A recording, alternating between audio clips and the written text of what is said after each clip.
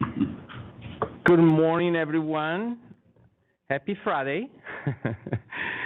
Welcome to the Board of Behavioral Sciences. Today is May 6th, 2022. The time is 9:01 a.m. My name is Max Disposti. I'm the board chair of the Board of Behavioral Sciences, pronouns he, him. And before we convene, I would like to remind everyone that is present and those that are listening that the board is a consumer protection agency that is charged with administering and enforcing the board's laws. Where protections of the public is inconsistent with other interests sought to be promoted, the protection of the public shall be paramount. The Board of Behavioral Sciences will be holding this public meeting in person and via WebEx platform. I will announce when we are accepting public comments on the various issues, and for each public comment period, we will first be accepting comments from the participants in the audience that are present here in the room. Then the moderator will open the lines as appropriate so that remote audience members can also comment. Each commentator will have 2 minutes to comment. Moderator, good morning. Would you please provide the audience instruction with how they might participate during the meeting and at the appropriate time? And thank you. Good morning. We will be displaying instructions on the screen that will say to put the word comment into the Q&A box in the lower right-hand corner of your screen and send that comment to all participants. Dial-in users will be asked to dial *3 to raise their hand, and we will call on participants in the order that they request. We will give a 15-second warning before your 2 minutes is up, and that's how we will do the comment period.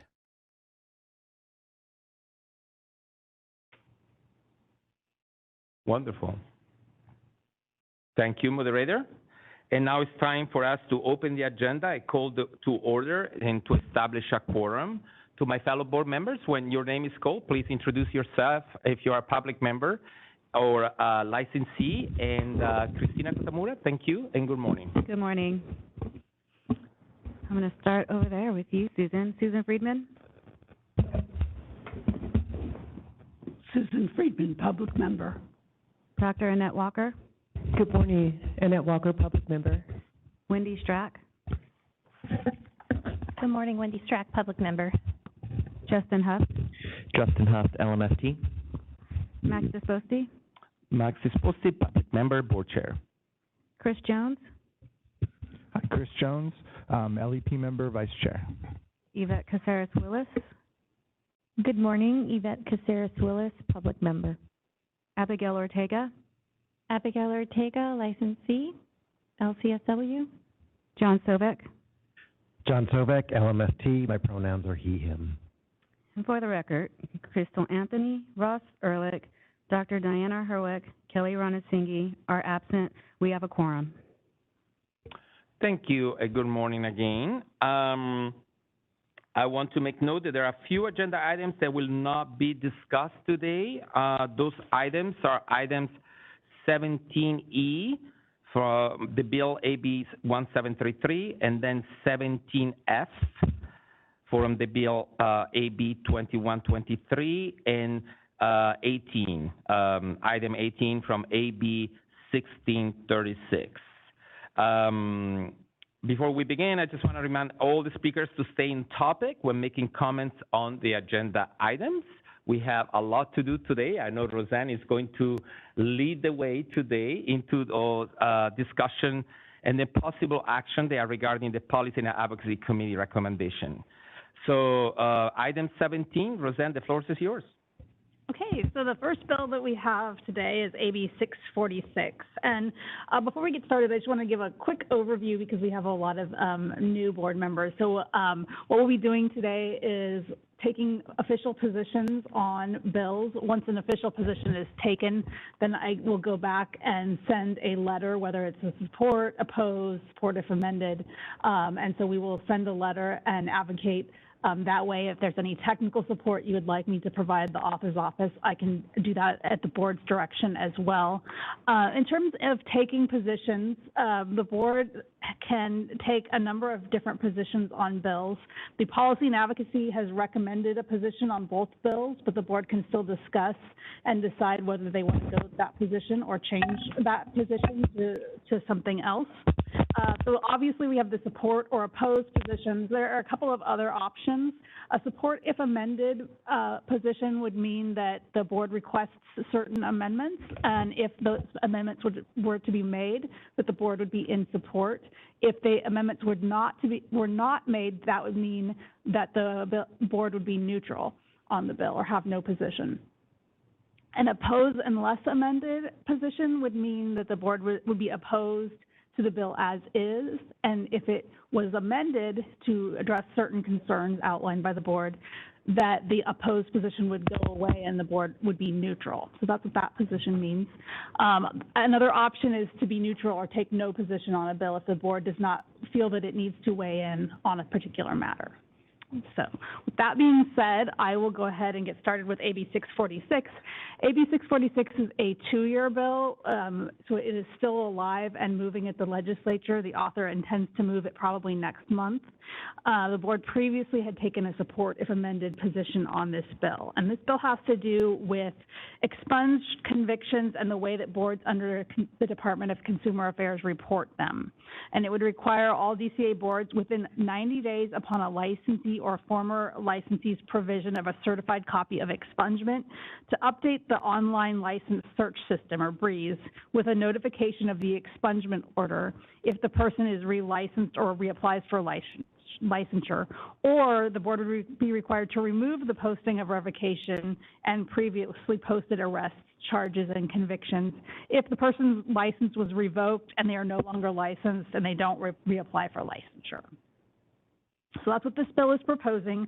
Under current law, DCA boards do have the authorities to obviously to suspend, revoke, or discipline a license if they have a conviction that's substantially related to the profession. DCA boards are required to provide information on the internet regarding the status of every licensee. That includes information on suspensions and revocations and other related enforcement action.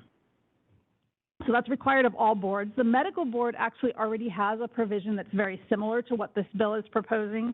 The medical board is required for their website postings, if there's a felony or misdemeanor conviction, to post notification of an expungement order and its corresponding date within 6 months of receiving a certified copy of an expungement. So they simply have to, if they get an expungement, they have to post that up on the web already along with the licensee information.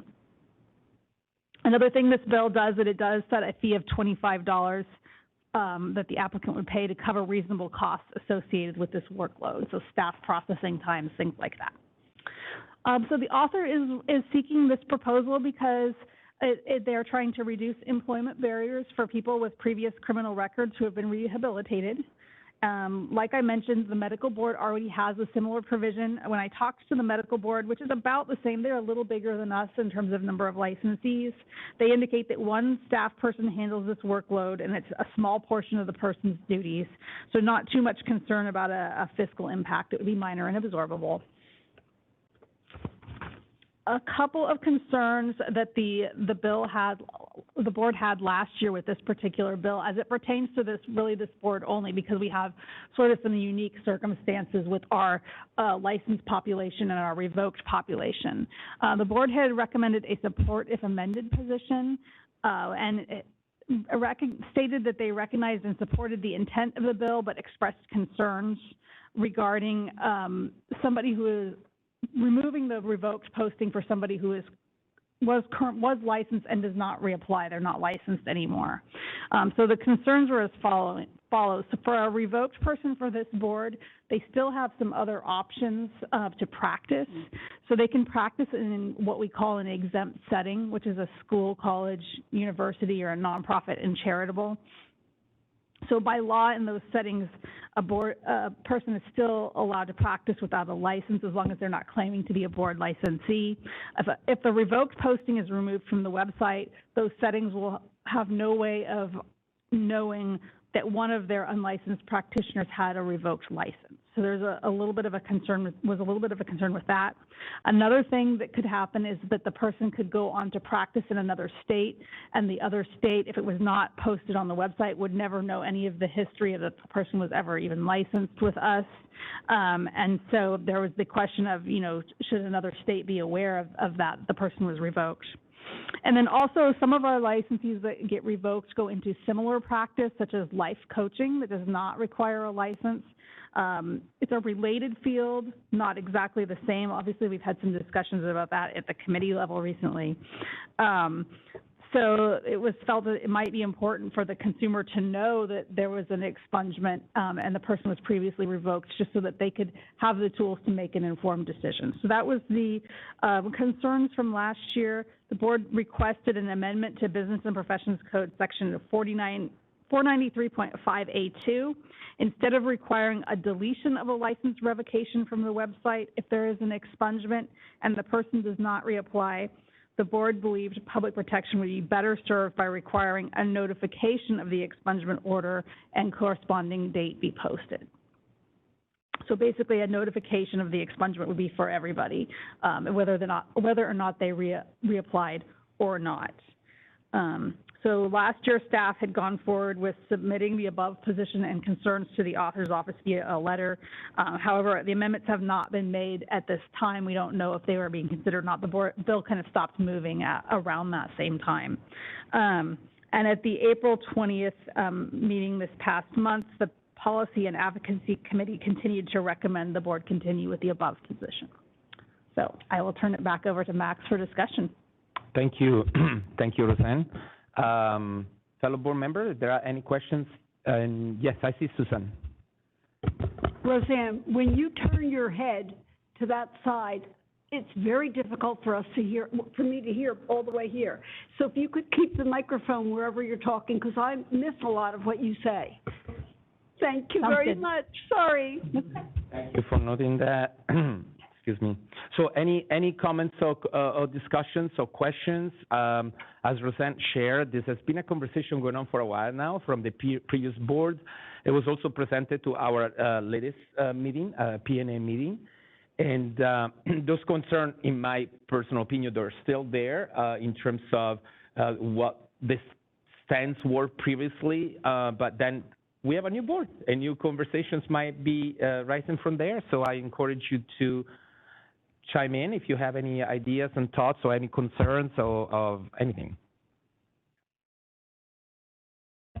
Yeah, so she mentioned that the position was submitted to the author's office, and that they haven't been addressed. So, like, is there a certain amount of time that goes by? I'm sorry. That's really Roseanne. She's knowledgeable about it. No, so because it's a 2-year bill, every other year the legislature goes into a 2-year session. And so it was the first year of a 2-year session last year. So some bills, not very many, but some did manage to survive. And they just sort of sit for a while. So we submitted the feedback. There's really no timeline to make amendments. They could decide to make amendments anytime that they really wanted to. So they've kind of indicated that they plan to start moving this in June because it has some deadlines to meet. So they would most likely make the amendments then, although they could do it as late as August before they have to be, all bills have to be finalized. Okay. Thanks. And that's a good question, because for people who don't know, in the legislative journey, nothing is assured. Everything could go, when things go fast, still takes time, but then there will be new amendments that we were not exposed to. So it's always very risky. We can do what we know, but there's always margin for changes and things like that. So, yes, John. And I would still, John Sovak, LMFT, I'd still like us to move with the support as amended, the previous stance. I think, once again, part of our work is consumer protection, and this idea of being able to license in another state without this history being available, and also this idea of moving into a adjacent profession without this information being available are workarounds that aren't doing consumer protection. So I still think support is amended. Okay, thank you, John. So we have a motion. Anyone else? Is that a motion?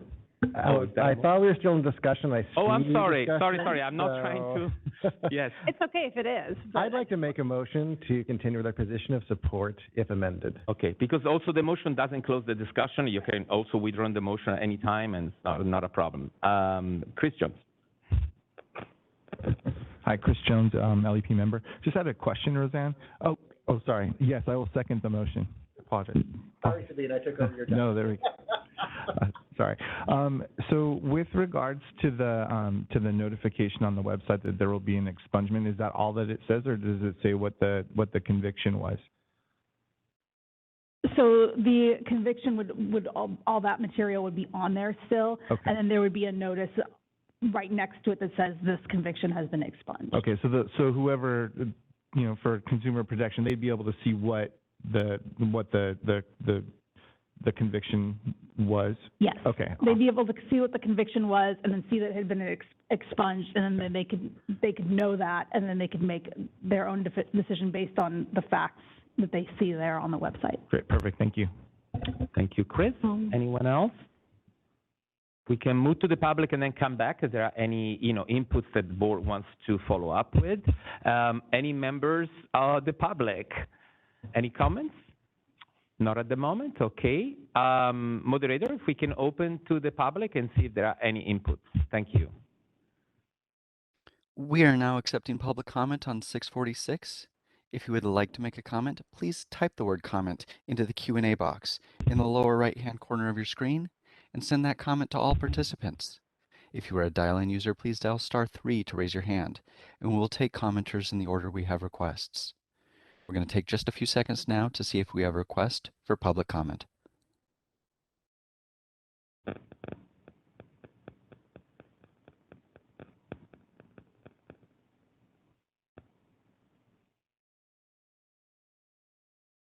Seeing no requests for public comment, do you wish to close comments at this time? Yes, thank you. Okay, we're back to the board and the present. Any other conversation or comments or inputs or questions in regards to the motion that's on the floor? Doesn't appear to be. Please. Yes, so the medical board, right, of California, have they noticed a difference when they put those notifications, right, of the expungement? Like, have people actually been hired? Like, does it make a difference for the people that? They wouldn't really know, because when you pull up somebody's name, they don't really know that somebody's pulling up somebody's name. It's just information out there that's required so that the public can access if they want to. And medical board's a little different. I'm not as familiar with medical board and what a doctor with a revoked license can do, but it's a little bit different for them. Definitely not really comparable. Yeah. But for our particular licensees, there are some other things that are closely related to therapy, like life coaching, but not quite, or practicing in an exempt setting that makes it a little bit different than a medical doctor. Right. There's no such thing for that on their end. Not that I know, yeah. Okay, thank you. Thank you for the question. If I may, I think also we had a lot of conversation about, are we also, for people which a claim is being expunged, is it fair for them to have to show their past when they're rehabilitating? It's definitely been a conversation that's been part of this board a lot, because it's always about striking a balance between consumer protection, but also making sure that someone has done the rehabilitation doesn't have to continue to pay the price by not being hired in another setting and so forth. And while that is really hard to track, the amount of pressure of possible discriminatory practices that might have caused by that, we do know the opposite, that when people migrate into a different profession doesn't require licensing. I can bring you examples. Sexual assault or anything that has to do with improper sexual behavior in a clinical setting, or reparative therapy. All of a sudden you migrate without licensing. You can continue to practice and do reparative therapy in California, unfortunately, by just not showing anything to anyone. Just a couple of examples. So the consumer protection is paramount in this case. even though we're still obviously paying attention to what could also cause as a, an effect, a cause effect in relation to having something published on your license, even though it's been expunged. That was the conversation, just for the sake of respect of people that brought it up as a concern, because we have been going back and forth on that many times. So I hope that kind of like gave it a context as well. Yes, John Sovak. John Sovak, LMFT. And one of the things that's been happening too is our board, we have been making a movement towards rehabilitative versus punitive with our stakeholders. And in a case like this, for me personally, our mandate for consumer protection actually takes a higher level in this particular moment because of some of the damages and experiences that Max was outlining. Yeah, thank you, John. Any other comments? Otherwise, we can go to a vote. Okay, again, we have, oh, sorry, Roseanne. I think we need to discuss the motion a little bit more because we have support if amended, but Sabina, do we need to read into the record exactly what the amendment? Thank you, Roseanne. Okay. So I would say that the motion would be to do a support if amended, and then to express the same concern, request the amendment to section BPC section 493.5A2 to address the concerns outlined in the item number 3A, B, and C of the comment section of the analysis.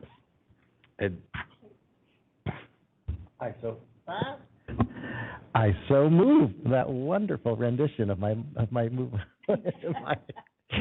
Okay, so we have a motion moved by John Sovak, a second by Chris Jones, and we can call the vote. Thank you, Christine. Susan Friedman? Yes. Annette Walker? Yes. Wendy Strack? Yes. Justin Huff? Yes. Max Disposti? Yes. Chris Jones? Yes. Yvette Caceres-Willis? Yes. Abigail Ortega? Yes. John Sovak? Yes. Motion carries. Okay, and I know, Roseanne, we're moving to item B, recommendation for number 2, Support Assembly Bill 988. Yeah, so AB 988 is another bill that we talked about last year. It's the second of our 2-year bills today, and the author's office has indicated that they plan to continue moving this bill in June. So the board had recommended a support position, and the subject of this bill is to establish a statewide 988 crisis hotline. So what it would do is it would implement a statewide 988 mental health crisis hotline system in response to a federal law that was passed in 2020 to designate 988 as the universal telephone number for the National Suicide Prevention and Mental Health Crisis Hotline System. The bill defines 988 as the number to connect individuals experiencing a mental health crisis with suicide prevention and mental health crisis counselors, crisis teams, and crisis receiving and stabilization services. The bill would require these 988 centers to provide a person experiencing a behavioral health crisis access to a trained counselor to address their immediate needs 24 hours per day via call by July 16th, 2022, and then by 2027, these services also would need to be available via call, text, and chat.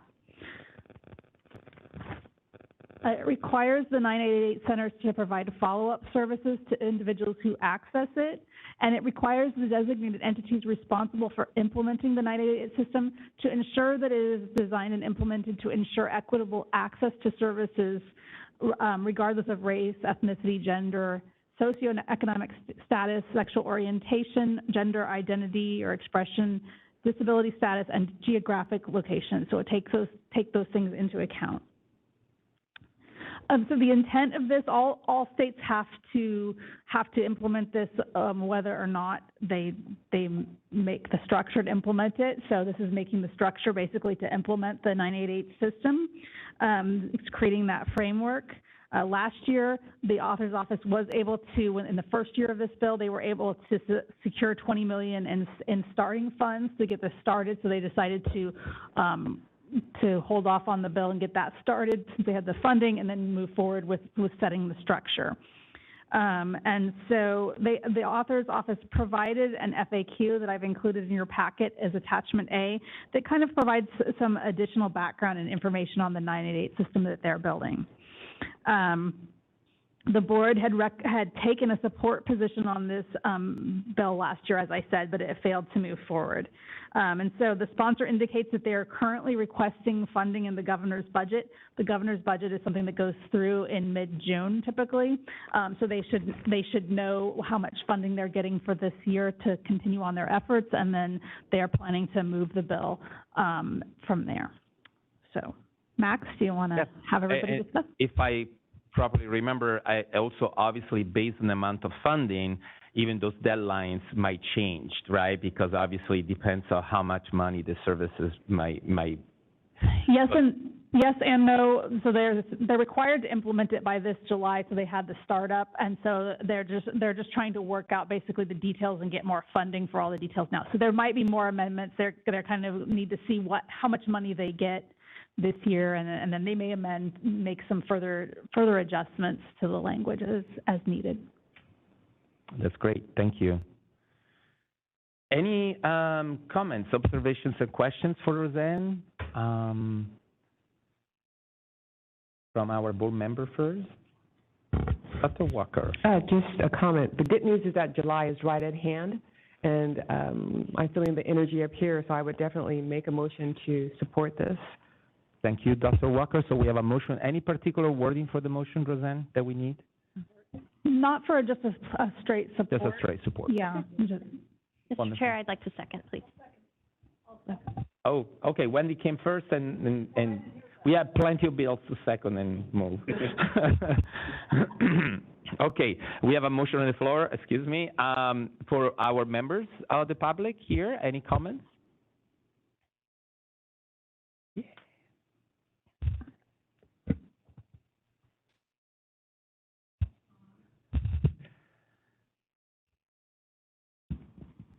Thank you.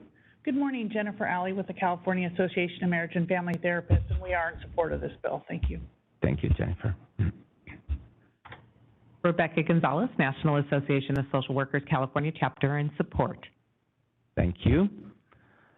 Okay, moderator, if we can go and see if there are any comments from the public. Thank you.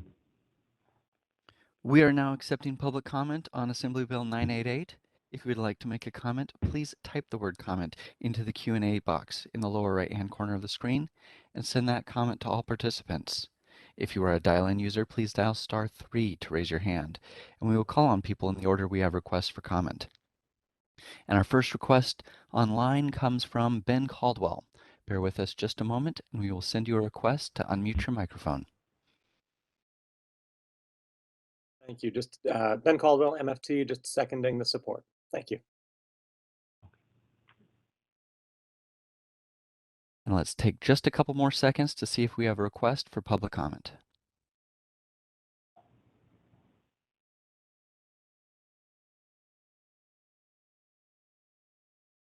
Seeing no additional requests, would you like to close comments at this time?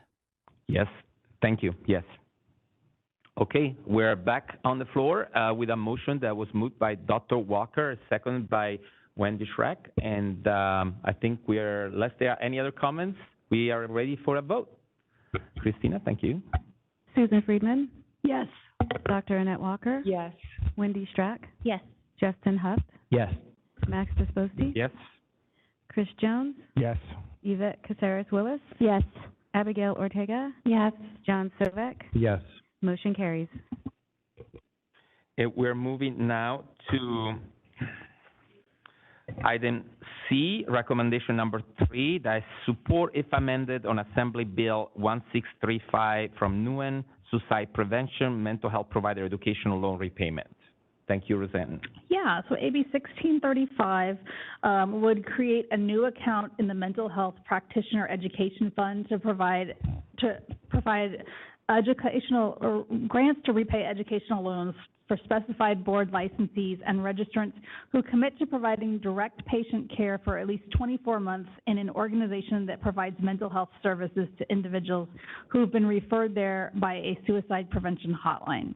And this is actually one of 4 bills that we're going to discuss throughout today. There were 5 at P&A, but 1 is not moving forward, so it's been cut. So it's one of 4 bills that do very similar things with loan repayment education grants. So I'm going to go over the existing law pretty thoroughly here, and just know that that existing law applies to those other 4 bills as well. Each of the bills it has the same aim to try to open up the profession to underrepresented demographics and underserved areas, but each of the 4 bills we're going to talk about today each has a slightly different twist on it. So under existing law, we have a program right now where LMFTs, LCSWs, and LPCC licensees pay an additional $20 biennial fee at renewal, and it's deposited in something called the Mental Health Practitioner Education Fund. And that fund is overseen by the Department of Healthcare Access and Information, which is referred to as HCAI. And HCAI receives that money, and they basically administer some loan repayment grants with that money to those licensed professionals. It basically, the program allows, the one that exists now, allows a licensed mental health service provider who provides direct patient care in a publicly funded facility or a mental health professional shortage area to apply for grants under the program to reimburse educational loans related to a career as a licensed mental health service provider.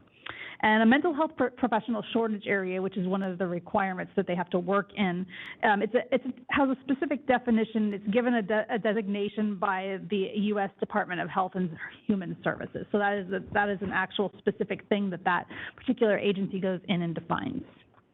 So HCAI, the department that administers the grant program, has to develop the program. It has to come up with a contract that a recipient must sign, obligating them to work in a publicly funded facility or mental health professional shortage area for at least a year, and they designate the maximum total allowable grant per person. And when selecting loan repayment recipients, they need to consider mental health workforce needs, cultural and linguistic needs of the state, and they have to take all those things into consideration. So that is that particular program that we have now. The bills we're going to talk about today would create an additional new programs. There's also an additional program that was created a couple of years ago that created another account in the Mental Health Practitioner Education Fund that basically is the same type of a program, but it was not funded through fees from our licensees. And the person had to commit to publicly funded facility or mental health professional shortage areas. And they also, the recipients, it was specifically for grant recipients who are formerly in California's foster youth care system. And so the author was designated through the budget a specified amount at that time for those grants. So that program is going on right now as well. So this bill would basically create a new account, and it is for people who commit to serving in or basically provide services in a publicly or privately funded organization that provides mental health services to individuals who've been referred there by a national, state, or local suicide prevention hotline. The bill does not currently identify a funding source, so that would either need to be identified in the bill at a later date or identified probably through the budget process. So we considered this bill at the Policy and Advocacy Committee meeting last month, and the committee took a support if amended position and asked for a few amendments. One was an amendment to identify a new funding source in order to ensure that the bill does not take away dollars from an already existing mental health grant or stipend program. And then an amendment to broaden the work settings eligible for the grant to also include nonprofit settings and public system settings and other agencies that provide suicide prevention referrals, because there was a concern that the private agencies that are doing this probably already have funding where there's a lot of public systems out there that are really short on funding and struggling, so that those should be given priority. So in talking to the author's office, they are planning some amendments to this bill, but they have unfortunately not been able to make them at this time. They're going to make them in the next House. And that's based on some feedback that they had already gotten from the County Behavioral Health Directors Association, which had some similar concerns. And so the amendments, they're not in print yet, but I can tell you about them, so this makes the motion a little bit weird. So what the amendments they're planning is that the person that's receiving this loan repayment grant would need to commit to providing care in a public or nonprofit facility, so they're striking the word private facility. So it's just going to focus on people working in public or nonprofit facilities. And then it would give priority to those providing care in a mental health professional shortage area. So still the suicide hotline focus, but mental health shortage area, public or nonprofit. And they stated that they remain open to identifying or requesting a new funding source. They were told at the time, apparently, of running the bill that they didn't need to do that right away, so they haven't really gone through that process yet. And it would, my guess is that it might be addressed in the budget. But we would, if the board has those same concerns, you would probably still want to specify that it should be a new funding source, not an existing. So that's my 2 cents. I will open it up for discussion. Thank you, Roseanne. Yeah, just for the colleagues, just to give you context in the conversation that we had at PNA and previously, yeah, those were our concerns, the 3 of them. I'm glad that we were not alone with those concerns. It looks like others moved forward. And the idea was, obviously, we support the idea and what's behind it, but for lack of a better word, supporting only those that that been working with clients coming from certain settings, like hotlines that will be very limited. And there are a lot of nonprofit organizations that they are the health systems of our regions because they do the work they do, but they are not connected probably with hotlines. So maybe they do, but not necessarily. It's not a requirement. So that will exclude all those great workers out there that they actually do the work they need to be doing and they're not without the possible benefits. So that was one of the conversations. And the budget was definitely, it's always a concern because sometimes, believe it or not, there are bills that might come through without a specific budget and then other bills might pay the price for it because then there is a way how, there is not funding or so the bill doesn't get supported just because there is no funding. So in my personal opinion, I think I would like to leave those recommendations in place to continue so that the concern doesn't just vanish. But again, it's up to our conversation and discussion. So I'll open right now and any fellow board member that would like to. Yes, Wendy. I just want to echo Max's, the chair's comments from the P&A committee, and I think that's that was one of our big concerns, is especially because there are 4 bills like this. Unless there's a new funding source, you're just going to keep putting more and more folks into an already oversubscribed pot of money for loan forgiveness, and that's not really helpful to anybody. So I think making sure the pot gets bigger so that we can help more people is a really critical element of each of these bills. I just wanted to say that. Well said. Yes, Jim Savak. Roseanne, could you read the amendment that's floating around and is not in writing yet one more time for me, especially the one about the settings? Sure. Do you want me to actually just read the paragraph of the bill that's being amended? It's a little long, but I'll do that. So it says the person would need to commit to providing direct patient care for at least 24 months in a public or nonprofit facility or organization that provides mental health services to individuals who have been referred to that facility or organization by either a national, state, regional, or local suicide prevention hotline. Priority shall be given to applicants who commit to provide direct patient care in a mental health professional shortage area. So it's basically still not identifying a funding source, but it's getting rid of the private designation, and it's giving priority to those in a mental health professional shortage area. It still requires them to work for the suicide prevention hotline. And the reason I want to hear that is because I am actually in support of this idea that the amendment is moving towards taking it out of the private setting and specifically looking at the public nonprofit setting. And I don't know if that's wording we should also add into our amendments so we could consider that same type of focus. What I think I would recommend for that would be to actually keep the same recommended position because no amendments have actually, even though we have the amendments, they have not been introduced at this time. And so, it's kind of on your honor that the author's actually going to do that. And the statement that we have in our position, an amendment to broaden the work settings eligible for the grant to include nonprofit settings and public systems settings and other agencies, I think that pretty much still covers it. We could add the word exclude private and do that if you would like. I think, in my opinion, again, I agree with the intent. We were never so specific about the private or non-private, so maybe our motion still, the way it stands, comprehensive of that. Yeah. I mean, definitely, if it's helpful to recognize that change, because obviously we agree with, but I don't know, I'll leave it up to you, Roseanne, because also you negotiate this part as well, so whatever you feel. I think that leaving the motion as is would cover the concerns, and I would still leave the one to identify a new funding source just to ensure it doesn't encroach on others. It might mean that we stay support if amended, but I don't think, eventually they're gonna have to identify a funding source that we're gonna know. So I think that if they make the amendments that they're proposing and they identify a funding source, that I think that if we make that motion, the if amended part of it will fall away and eventually we'll be able to support. Okay. Any more discussion? Sorry, Susan, I was looking this side. Yes. The only question that I have is the very last line that you read, which was provide help in areas that need help, basically. I don't know how you worded it exactly. There's so much money in the state of California. The minute that bill passes, the governor's going to put the money in there. I mean, I don't have any question about that.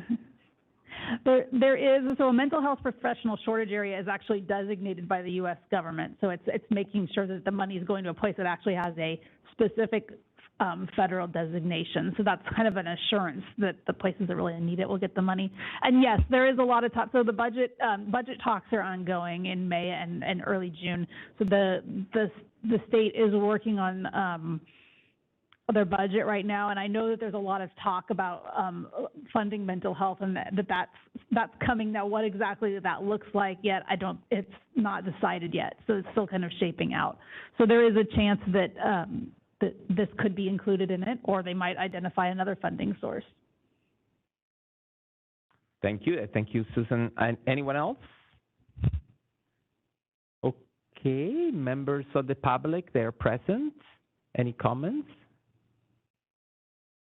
Rebecca Gonzalez. Rebecca Gonzalez, NASW, California. I wanted to support what you had outlined, Max.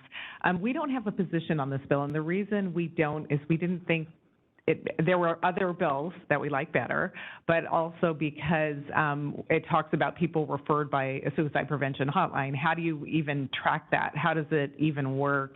And shouldn't it just say places that provide mental health services? So we were just watching it for now, but I just wanted to explain why people are trying to give us the money and we're not supporting it. Okay. Thank you. Thank you.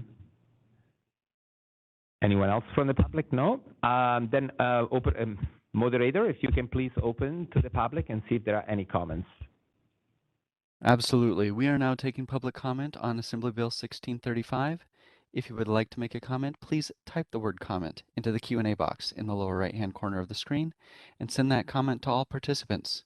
If you are a dial-in user, please dial *3 to raise your hand, and we will take people in the order we have requests for comments. Our first request for comment comes from Ben Caldwell.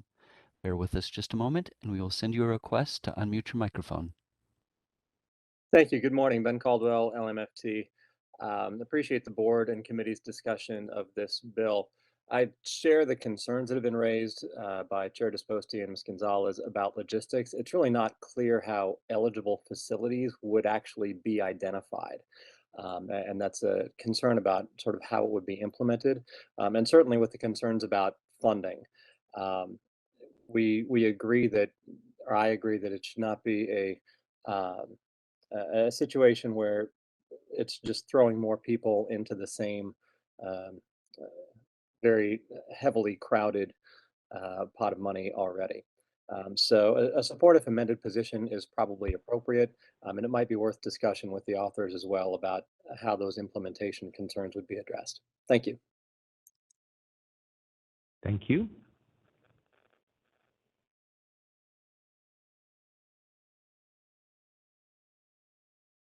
Moderator, I believe that was the last one. I'm sorry, I was on mute.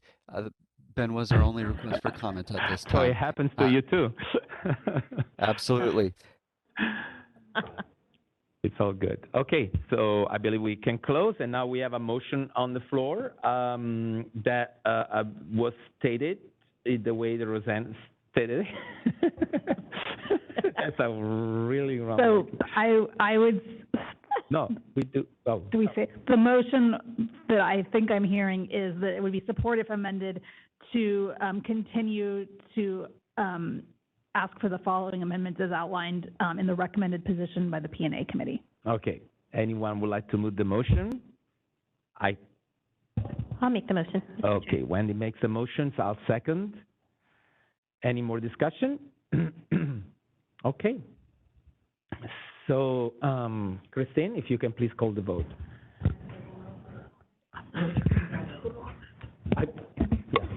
We just had the motion, so I thought we were going to do another public comment. Okay, Susan Friedman.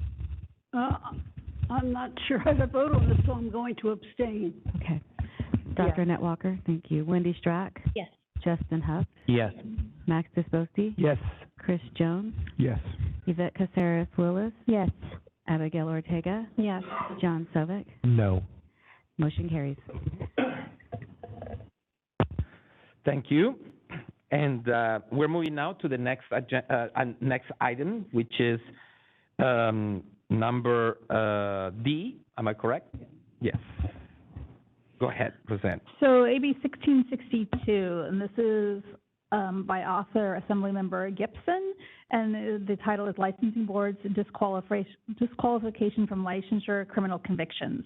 And it is proposing to require DCA boards to establish a process for prospective applicants to request a pre-application determination regarding whether their criminal history could be cause for denial of licensure. So right now, the board is only permitted to deny a license on the grounds of certain circumstances, and that is if the applicant has been convicted of a crime within the previous 7 years that is substantially related to the qualifications or duties of the profession, with a caveat that the 7-year limit does not apply to a conviction for a serious felony, which is defined specifically in law.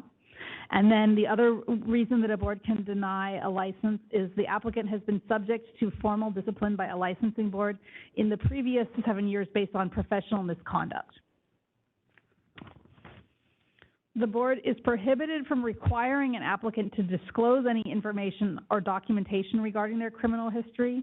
The board may request mitigating information to determine substantial relationship or evidence of rehabilitation, but that disclosure is voluntary and it can't be used as the basis for a decision to grant or deny an application. The board is required to develop criteria to evaluate the rehabilitation of the person and post it on its website, and also the substantial related criteria to the profession.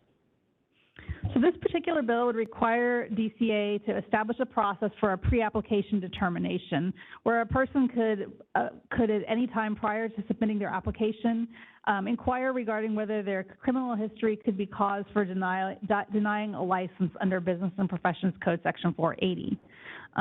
If the person requests this, the board is allowed to require the person to provide a full set of fingerprints to conduct a criminal history record check.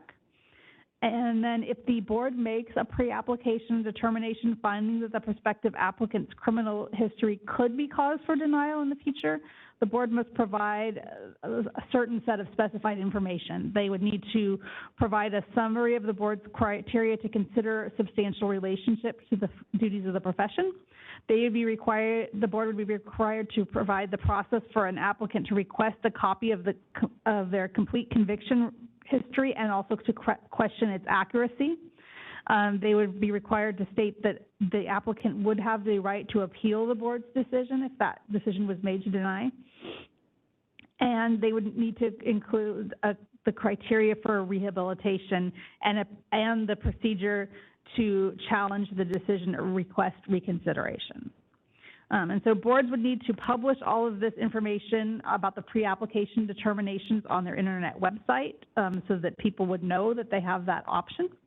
And it would be prohibit the pre-application determination from being required for licensure, and it would be prohibited from being required for participation in any education or training program. So a school could not require it of their students in order to be in their program.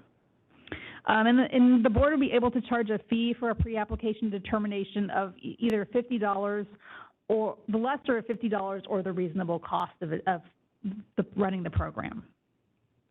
So the author's intent here is to allow somebody to seek a pre-application determination so they can know ahead of time whether their criminal history would disqualify them from a license or not. That way, before they go investing all this money in an education, they would have a little bit of idea where they stand rather than just trying to hope for the best. So in terms of the predeterminations, what we would have to say as staff regarding that is that the bill, since we first considered this bill at Policy and Advocacy, there have been some amendments made to kind of specify some things further, which is good. The recent amendments, instead of requiring the applicant to self-report their criminal history, which can be problematic, it requires the pre-applicants to instead submit fingerprints now, and that will help to ensure the board receives accurate information about past convictions, because it's not relying on somebody's memory of what happened and the potential to forget or accidentally not include everything. So we get the fingerprints, and that provides us with the complete criminal history. There are certain factors that could not be entirely addressed in the predeterminations, especially if they're taking place several years before the applicant is going to apply for a license, because maybe they're thinking about going to school. So they're not going to take into account future rehabilitation efforts of the applicant. So they may have a conviction, and maybe at the time it's not very long ago, and they are still working on their rehabilitation or haven't started it yet, and they're going to do more in the future. So it wouldn't take that into account. It wouldn't take into account the complete time that's passed since the conviction. So if the conviction ends up, if they apply now with a recent conviction, and then they actually apply for a licensure several years down the road, and it's been more than 7 years, and the board might not even, at that point, if it's not a serious felony, the board would possibly not even be allowed to take that to account because it's over 7 years old. So there's those kind of situations. And then there's the caveat that additional convictions could happen between the time of the application for the pre-application determination and then the actual application. And so obviously that would not be able to be considered at that time, but would be considered at the time of application for licensure. So just a few thoughts. There would probably need to be a lot of fine print and legal language in a pre-application determination to make sure that it was clear to the person what the situation was and how that could change. In terms of a fiscal impact, the bill does allow boards to charge a fee of up to $50 to cover costs. We do believe that there would be some costs. There's not really a way to know how many pre-application determinations we would get. We do get the question sometimes if we have a process to do that, which we currently don't. We're guessing that we would need 2 full-time positions.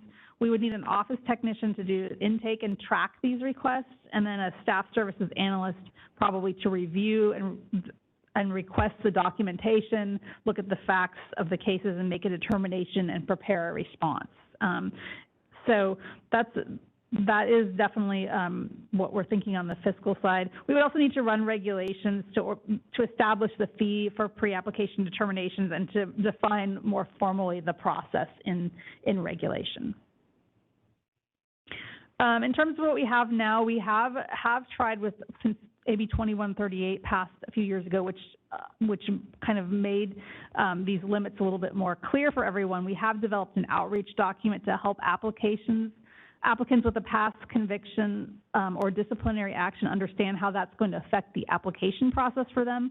So I have included a link to that particular FAQ document in your materials if you'd like to take a look. The Policy and Advocacy Committee considered a prior version of this bill in April. It had not been amended to kind of flesh out some of these more details about the fingerprints and stuff. So the P&A committee did not recommend a position at that time, and we kind of determined that it was kind of a wait and see sort of bill, and like we thought, it has been pretty significantly amended since the Policy and Advocacy Committee considered it. So we'll open it up for discussion. What a journey. Thank you, Roseanne. Thank you. Any questions or comments from our board members? Yes, Chris Jones. Chris Jones, LEP member. Roseanne, I just have a question about this process. If they put the application in to determine whether or not the license would be denied, and the analysis says, no, it won't be denied, but you'll be put on probation, they'll be revoked, put on probation. Is that information that they would get also, or is it just simply it'll be revoked or it'll be denied or not denied? That would probably need to be worked out further as we did I don't know if we do regulations in that. We would have to work that out probably with DCA and with legal how that would happen, because yes, a lot of times licenses aren't outright denied, but they are granted, but with some terms. And so I would assume that any letter would mention that, would discuss that possibility. It's more, the determination would more probably focus on whether something would be outright denied with no chance. Sabina? Right, and the other concern, like you pointed out, would be right now you'll be put on probation, but maybe you wouldn't be in 5 years when you finish your degree, or what have you. Right, that there's if they take 5 years to finish their degree and they can demonstrate a great record of rehabilitation, the board might take a look at that case then and say, hey, look, this person's done a great job of rehabilitating, and right. So it turns the predeterminations almost not accurate, really, because of so many items that might happen in between the period of time of the predetermination and the actual application. Right. Yeah, I would, and correct me if I'm wrong, I think this would more help somebody who has a serious felony that's, something really serious that would probably be a cause for outright denial to know. And even those sometimes aren't outright denied, but it would it's designed to give somebody more of an answer of, are we going to outright deny you? Don't pass go, you're done. And that doesn't happen very often. Thank you. Thank you, Chris Jones. Anyone else with any question, observations, comments? Dr. Walker. Thank you. Annette Walker, public member. Just a couple of thoughts here. Just to clarify, I don't want to make any assumptions here. Who is being assessed the fee? Because what I hear, this is to establish a DQ process, a disqualification process. It's not to establish a disqualification process.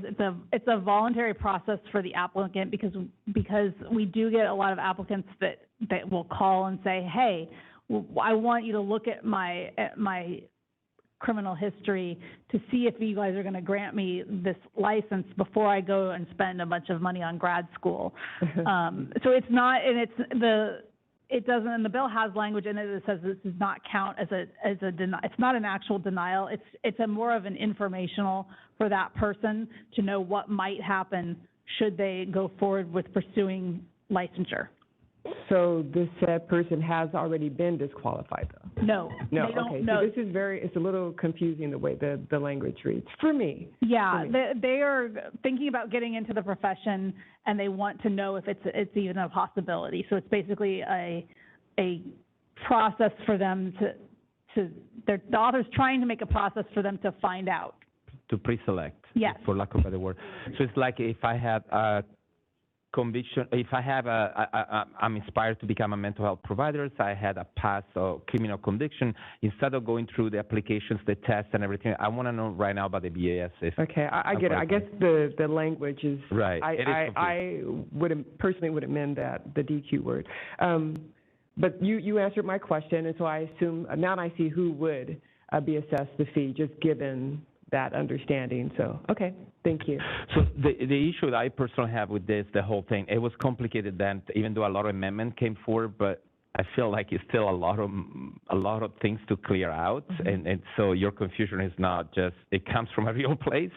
I think sometimes we receive bills where people are not aware about even the jurisdictions of the board. We don't tell people they're not licensed what to do or not to do. So now we have to create a whole system in place. Let's say money wasn't a problem, but now all of a sudden the BBS creates a system in place where it's going to tell people that maybe are pursuing graduation school to if they are going to qualify or not for become mental health provider, which is kind of like pretty much going through all the steps everybody does, but prior, so they don't waste their time on even pursuing.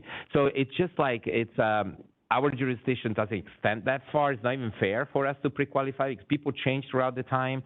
They could get in trouble again, or maybe things.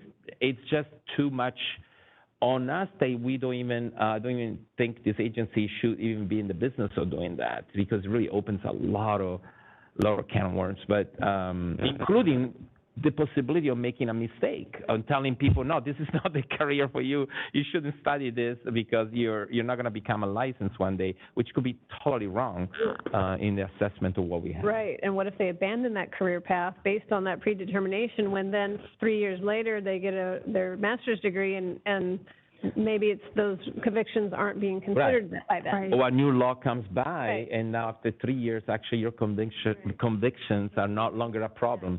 So it could be completely, in the intent of helping people, I can't even imagine, obviously someone wants to know early on if they might be qualified for that profession. I do feel that.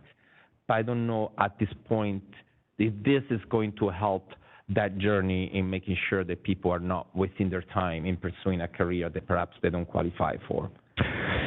Justin Huff, LMFT. I'm hearing language of pre-qualifying and disqualifying, but that seems not accurate. It sounds like we're not really telling people that they are pre-qualifying or disqualifying. We're telling them, if you were to apply today, here's what we tentatively think would happen. And we understand, and we hope you do too, that in 2 years from now, 5 years from now, there's a whole bunch of circumstances that could change that. It seems disingenuous for us to say, well, we can't really tell you what will happen, because we can't. And we do that for the 150,000 people that we have done, right? And I think it would be more transparent for us to be saying, if you were to apply today, here's what our concerns would be, so that people are not spending exorbitant time and money pursuing a profession that we already have an idea that we wouldn't welcome them into for whatever reason. So if I may, Justin, actually we don't have, and I agree with your concept, but we don't have the tools to do that, because the people that go through the process are licensees or about to be licensee. So there is an investigation going on. There is a lot of work that goes in, resources and time, and then people are evaluated based on the paperwork that we have at the time. But you are doing this for people that haven't even started possibly even the career. So it becomes, that's why I talk about the jurisdictions more. I agree with you. The term pre-qualification is not the right term, but because the bill hasn't even addressed the terminology, it's hard to find a new one. That's not the correct one. But I think that's the issue with everything, because you don't have the tools to tell someone.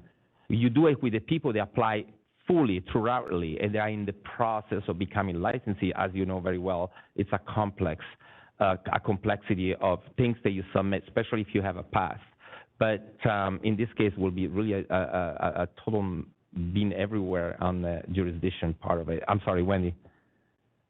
I just kind of wanted to add on to what you were saying, Mr. Chair. With even if there could be cause for denial, oftentimes we go through a negotiation process with the licensee about probation and things like that. And so even if we were to send this letter that's saying, well, technically we could deny you, but maybe we'd negotiate with you about some probationary terms. I mean, I think at the end of the day, by the time we put all of the fine print in there and and just explain all of the different things, it's going to be probably a 4 or 5 page letter that's confusing and largely unhelpful at the end of the day to the applicant. So, if I can just respond briefly to that, I think that that's a great point. I think my primary concern is that I would much rather have a 4-page confusing letter than 4 years of grad school to be found out after that I could have just had a 4-page letter. And I think that we are also, some of this discussion sounds like, to me, that we're sending this letter and people are not going to understand, like, things change. It doesn't seem difficult to me to tell them the exact scope, the limited scope of what we're telling them, which is pretty much only criminal conviction status, not all this degree and all the degree work and education and hours, because they haven't done that, right? We're speaking specifically to a criminal status. That seems like that's very doable. Any more one? I mean, for me, I'm looking at the numbers.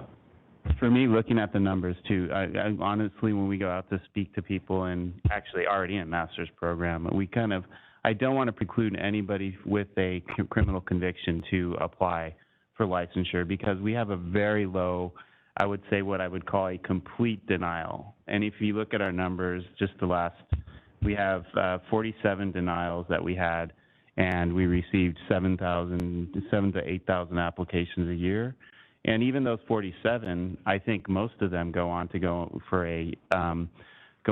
a probationary status. So, and I do see the intent of this. Honestly, yes, I would probably want an evaluation beforehand, to see before spending the money on the education. But I think it just adds a lot of more confusion, and I wouldn't, because it really, when it takes 3 to 4 years to really gain your supervision after you get out of your graduate program, you're talking about a lot of years since then.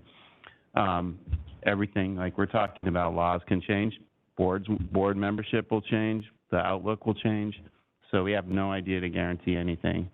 And it could, I think, like you're saying, could preclude somebody who has, excellent experience from just getting that letter from us. So that's my 2 cents. Thank you, Steve. John Savick. And I think a really great example of that, if I had sent for this pre-qualification letter, I think in 2018, and I had something that happened 7 years ago, it would still be counting. But then the next year, as of 2019, the law changed, and that thing would not disqualify me in that pre-qual letter. So it would change from just 1 year to the next. And I think that's the thing that we could potentially get caught up, is trying to send pre-qualification letters that are not going to hold during the time of my journey. And the other point that I have too is, so if right now I go into the BBS document and look at some of the frequently asked questions on that, and I look at it, it's relatively clear. If I had a question, I could reach out to the BBS and say, hey, I'm reading this. Am I reading this correctly? And then I would have this very information available to myself, also understanding that it's not a decision, it's just information. And then that allows me as a person going to school to say, okay, I'm going to make this decision. I either am or am not going to go to school, but the information does exist already. And we have the ability for people to reach out to the BBS and clarify what's on that frequently asked questions. So I just think this idea of putting a documented letter out there is actually do more damage than it is help to the people who are requesting it. That was John Savick. Anyone else on my? I'm going to move it. I'm going to make a motion here. It looks at this moment we're not taking a position on this. Is that correct? Have we taken a position on this? You are free to either take a position or not take a position, so whichever way the board would like to go. But I'm saying at this moment, there's no position. Right. So I would need to state the motion. My position or my motion would be that we don't support this. Does that make sense? My motion is in not to support. So that could mean you would want to oppose it, or the other option would be not to take a position. Okay, you may want to help. You all can help. Okay, so, and I don't want to tell you what you should be in your position. In general, in situations like that, they are because the intent is good. Mm-hmm. We want to resolve an issue, so opposing might send a message like we don't care about people going through this. We cannot take a position watching how the amendments are going through because there is so much to amend that could be complex. So I would suggest maybe a standing and not taking a position on this, so not voting on that. Yeah, go ahead. I will say that our board meeting in August, usually the May board meeting is pretty much our last, one and only attempt at legislation. We do have a board meeting in, I think it's August 10th, or earlier August this year, so bills that survive the second house will still be moving or in the process of going to the governor. So if this is still moving and alive at that time, we can bring it back and you can get another shot at a more finalized version of the bill if that is what you would like. That is what I would like personally, so I hope the board would support that. I think we need a little bit more time to see this flesh out. So that would be to just not take a position at this time. That would be my motion. We're watching the bill, so we're not so that we actually can voting. watch it and Thank you, bring Dr. it Walker. back. Yeah. Unless there are any other comments, of course, we are going to the public now, so to see other feedbacks. Any members of the public, and if there are any other board members, you're more than welcome to chime in later. Rebecca Gonzalez, NASW, California. When we heard this bill in policy committee, my memory is that the policy committee had a recommendation of no position because they knew amendments were coming soon, and the amendments did come. And so the amendments did make it a little bit better, in my opinion, just because it got rid of the candor trap, that self-disclosure, but it still doesn't attack the problem that it could really discourage people that, might do all these actions, rehabilitation actions after they apply.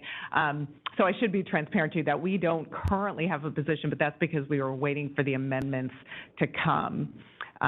So I just wanted to remind folks that that's why there was a no position recommendation in Policy and Advocacy Committee. Thank you. Thank you. Thank you for the context as well. Okay, we don't have any other comments from the public that's here. Moderator, if you could please open to the public, that would be great. Thank you. We are now accepting public comment on this matter. If you would like to make a comment, please type the word comment into the Q&A box in the lower right-hand corner of the screen and send that comment to all participants. If you are a dial-in user, please dial *3 to raise your hand, and we will call on people in the order we have requests for comments. And we will call on Ben Caldwell. Bear with us just a moment, and we will send you a request to unmute your microphone. Thank you. Good morning. Ben Caldwell, licensed MFT. Really appreciate the discussion of this bill. It's obviously a complex sort of question when you're trying to help people get information without discouraging them from applying. I shared this story in policy committee and just wanted to share it here for the full board. I've been teaching for graduate universities for a lot of years now, and quite often in admissions interviews in those universities, we'll have folks who come in with criminal histories and are really wrestling with the question of, should I even bother? Should I start this process, this years-long process of graduate school, and then further years of experience toward licensure, when there's some chance, based on my criminal history, that the door is going to get closed on me at some point? And the best that universities can do typically is to tell somebody, obviously not phrasing it this way, we'll be more than happy to take your 2 or 3 years and tens of thousands of dollars for graduate school, and we can't promise you anything in terms of what the board may do after that. And that winds up being, I believe, a great deal more discouraging than any informational letter from the board might be. So I like the concept of being able to kind of let people know where the board is right now about someone's criminal history, understanding that yes, laws change, board members change, context changes. But just specifically to this question of discouragement, I think as things are now, we probably lose a fair number of what would be really good therapists from the pipeline simply because of unfounded fear that an older criminal conviction is going to result in them not being allowed to get licensed. So yes, there would need to be an awful lot of caveats attached. But the concept here of the board saying, hey, you could theoretically still get licensed even with this conviction on your record, that's a good concept. Thank you. Thank you. Moderator, are there any other comments? I would like to step out of the role of moderator for just a moment and add my own comment to this. As a person for the Department of Consumer Affairs who worked in the correspondence unit for many years and wrote hundreds and hundreds of letters, Mr. Sodergren's explanation of the 47 denials and how many that went on to be probationary candidates or licensees is a letter I would have relished to write. And I would like to see some time in the future you guys consider being able to say something along those lines to people who ask for inquiries. We do have an additional comment that's popped up. GK. Bear with us just a moment. Thank you. And we will send a request to unmute your microphone.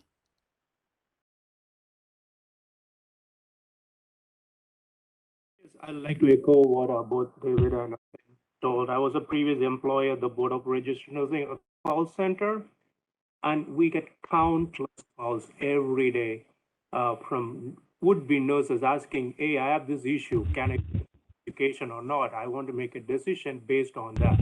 So this bill is really vital to consumers. We are not talking about somebody who's going to decide 5 years, 6 years down the line. They're asking about going into college that year or probably the year later because they are planning. Or it could be an LVN who has an issue becoming an RN, something happened in their life as they're working, and they just want to know, hey, can I go through this registered nursing program? Or maybe it's a CNA who wants to go into the nursing program and wants to find out right now what they can do, rather than us putting it off or telling them, oh, go to the website, it has frequently asked questions, you will find the answer, which doesn't tell anything. There's no concrete information on any website of the boards, not just yours or any of DCS boards, which will really tell them what they can accept or cannot accept. So this bill is very vital to help the consumers to make a concrete decision on their life. It's not about something could happen even for some who may not decide, and something could happen in their life as they move along. So we cannot look at what could happen in the later. We are just focusing on what has happened and would like to have an answer right now. So as a call center employee answering thousands of calls, I worked with the Board of Registered Nursing previously for almost a good 10 years. Thousands of calls comes asking in a month to be qualified or not based on this issue, and we don't have an answer. So this bill is very vital to help the consumers actually. Thank you. Thank you for the comment. Moderator, are there any other comments? At the time, there are no additional comments. Would you like to close comments? Yes, thank you. Thank you for participating as well. Back to the board. Okay, so obviously we're still on an open conversation. I just would like to share the context. The board does not dismiss the need of having an understanding about the career path of an individual and how the chances are for them to be licensees. It's just the way the bill, in my personal opinion, is written, it doesn't even address that because it creates actually more possible liability. It could actually exclude people from participating. So watching a bill doesn't mean opposing it. Again, this is my personal stand. It means like, you know, Roseanne's role is also to work with the legislator, continue asking questions and see if there are any modifications that can be, and Roseanne's role is also to bring these concerns to the legislator and make sure that they're aware of even this conversation. So it's not just a written paper going out the board. So with that, I reconfirm my opinion about watching the bill and not taking a vote stand, but we are more than welcome to continue the conversation. If there are any other inputs. So if someone wants to move a motion, feel free to do that, and we can vote on a motion. Do you have a motion? The motion of watching. Do we? We don't. When we watch, we don't vote on the watching, right? Oh. When no position we don't vote on. I will say that unless there's specific feedback regarding the bill, Right. we, staff will, I mean, other than asking questions if a new version comes out, it's like you would need to direct me to make specific feedback if you wanted specific feedback. Correct. The board will always watch bills that are for potential impact, so you don't have to necessarily make that motion, and then we'll bring back any changes that may or may not affect the board. Legal counsel, John. Yeah, Chris Jones. Chris Jones, LEP member. Is there a way to suggest to the authors that that maybe adding in a component of analysis, like instead of saying, you know, as of today, we would deny your application to become a, you know, licensee, but, you know, based on today, in 3 years, you know, because your conviction will be 7 years or later or whatever, that it will likely not be denied. Is there a way to kind of, I mean, the whole thing is a crystal ball anyway, so I just wonder if there's a way to kind of bridge that gap. I would get, so I don't, the author has kind of outlined a little bit of information that we would have to provide in the determination. I don't know that it would be how they would actually flesh that out further in terms of like recommending language. I would think that we would probably, the boards would probably, because each board sort of has its own process, you know, for how its licensure process and, you know, whether they register first or license. I think we would work with our legal team to do that. If the bill got passed, we would include that. I don't know that that belongs in the bill because it's for all DCA boards, so you risk making something one size fits all that doesn't fit each individual board. Yes, sure. Go ahead. Just wanted to say that I was moved by the public comments about with people that are going through these questions and considerations are going through, and if there can be disclaimers and a conversation with people that these are things to consider, but not definite, and that they have the freedom to choose, like at the end of the day, these are recommendations or things based on today, but that they ultimately have the final say in whether they move forward or not, We don't determine that. They have the freedom to determine that for themselves. You know, that's just what's coming up for me, that if that could be stated, in this bill and made very clear, and there was a conversation that I think both sides could, you know, create something where they got a little bit more information, and we also ensured that, you know, we weren't discouraging people. In fact, we want to encourage, It's the complete opposite. You know, that's all. Thank you. So just as a reminder for the board, as a procedural reminder, we don't have a motion. We are so far a statement to watch the bill. Unless there is a motion, we cannot move. I mean, a motion to approve or disapprove or with comments or changes, we need to move forward. So anything else or any other additional proposal from our board members besides what we have already? Thank you, Annette Walker, Public Board Member. Just another thought.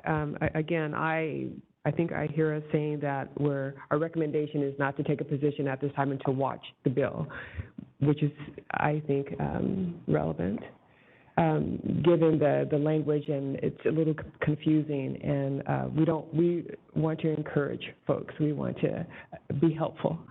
And so my thought is, regardless of where this bill goes, to me this raises a red flag for us or gives us an opportunity to look at this issue. If we're not already addressing similar issues and matters in some form or fashion, then we should be. So I'm not sure what the board is already doing along these lines, but we don't have to wait for someone else to pass a bill in order for us to be more supportive of those 47 folks that are denied out of 7,000 applicants or along those lines. So we can be proactive ourselves is my point. And like, oh, sorry, I don't. Yes, Steve. Or just like Rosanna's talking about, we do have like FAQs on how we go through the process, what we look at, you know, the five, there's kind of like 5 criteria that we will look at to see rehabilitation and stuff. I'm just thinking offhand, additionally, we could probably put out, like we have here in the public documents here, this is how many denials we get. I mean, it might be helpful. And I believe Roseanne included the link to that document? Yeah, the FAQs is something we really worked hard on with to try to create an understanding once AB 2138 passed. We've gotten good feedback on it. I think it's been helpful. Definitely, if there's things that we can, you know, maybe there's things we can look at to add or beef up a little bit, like about the denial rate, so that people can have an idea of you know, that doesn't happen. Obviously, we can't go into details of why that happened in those particular cases because that's private.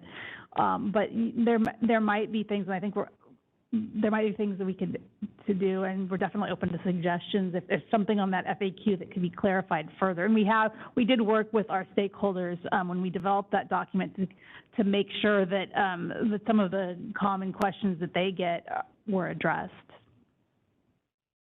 Thank you, Roseanne. And Wendy. I'm just reflecting back on, Steve, your update yesterday about the outreach items. You mentioned the series of 12 videos, the animated videos that the board is doing. I don't know if you've already designated a subject matter for each of those, but I mean, it may be worth something along these lines that helps people understand, you know, how to access the information to help, you know, make this decision for themselves as well. And actually, that is one of the videos, because in the presentation we do a pathway to licensure presentation for schools and such, and part of that component is we do talk about criminal convictions and how the process goes, and, you know, echoing, please don't, you know, shy away from applying, because it's not easy, but it's a process we go through. So yeah, we should have a video on that too. Okay, saying that, as a chair, I had to move forward. So unless there are any motions, we are moving to items. Oh, sorry, Justin. Sorry. Just to clarify, is Dr. Walker's motion to watch the bill different than a motion to remain neutral? I think the language was that I made a recommendation to take no position. So there is no motion. Right. Not LMST, I motion to support the bill. Okay. Thank you, Justin. So we have a motion on the floor. Any second for the motion?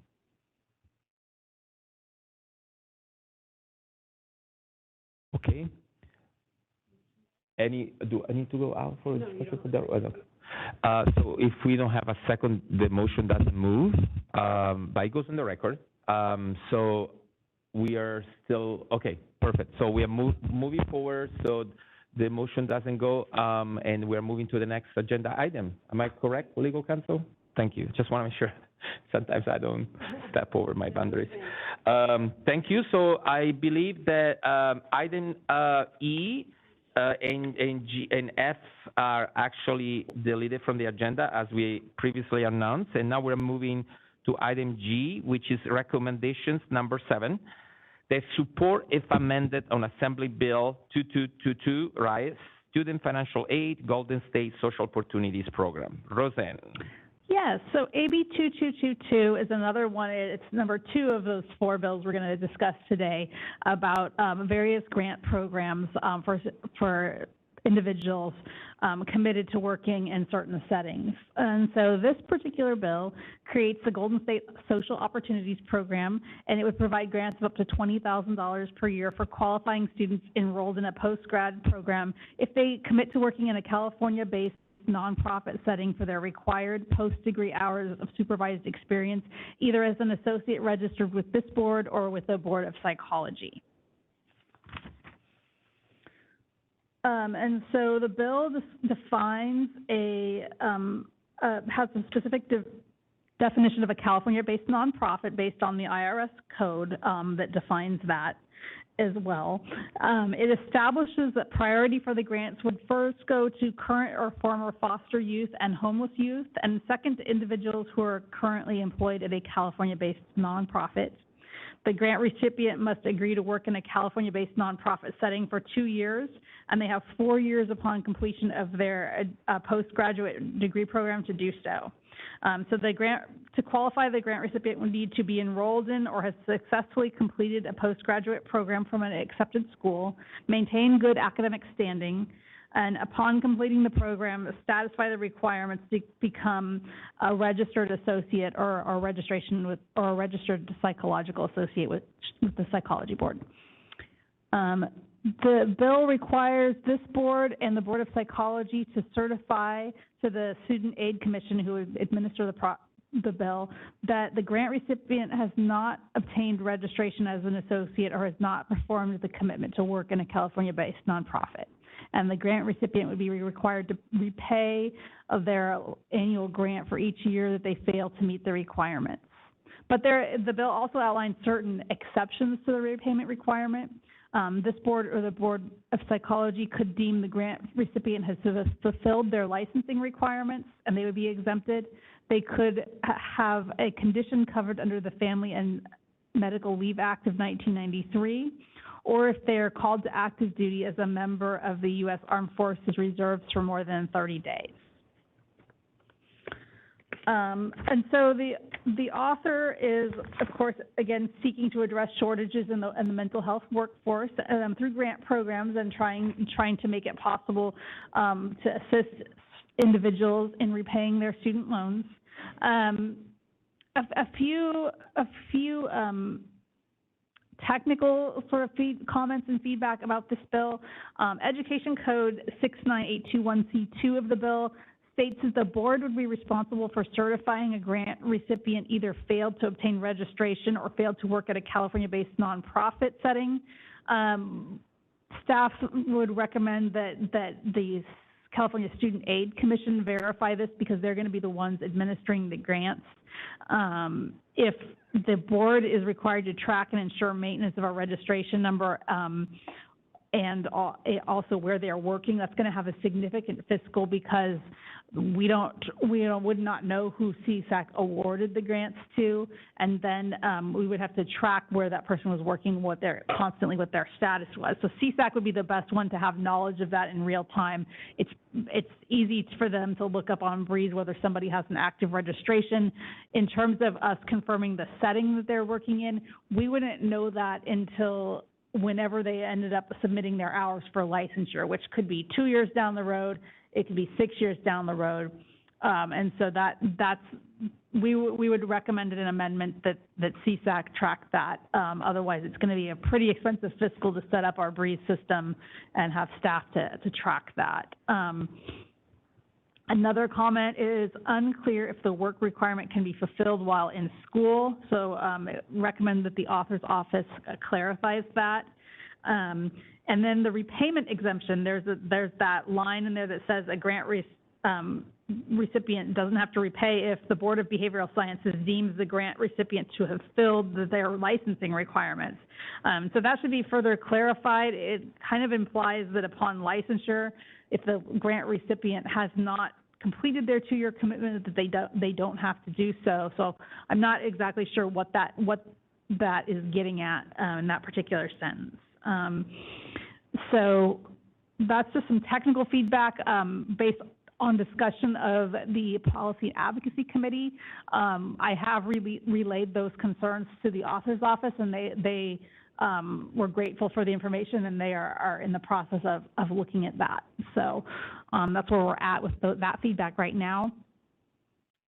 This bill, the implementation of this bill is contingent on funding via the Budget Act of 2022, which is being worked out right now. The author's office states that they have asked for funding of $150 million over 5 years. So they have asked for a new funding on this particular bill.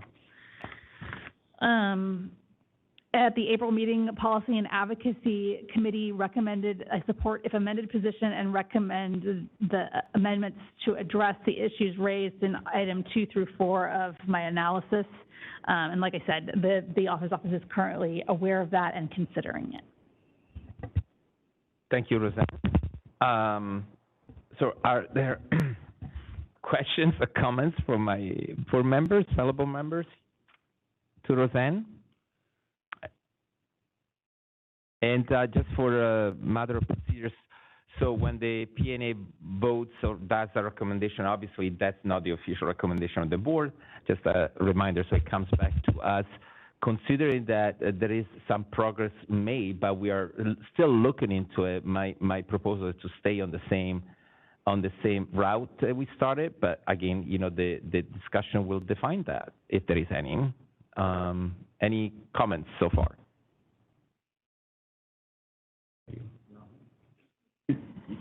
Okay, members of the public here that are present, thank you.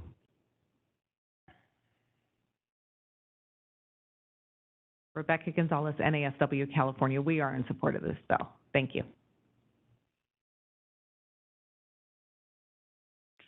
Okay, moderator, if you can please open to the public, thank you. We are now accepting public comment on Assembly Bill 2222. If you would like to make a comment, please type the word comment into the Q&A box in the lower right-hand corner of the screen and send that comment to all participants. If you are a dial-in user, please dial *3 to raise your hand, and we will call on people in the order we have requests for comments. We're going to take just a few seconds now to see if we have a request for public comment.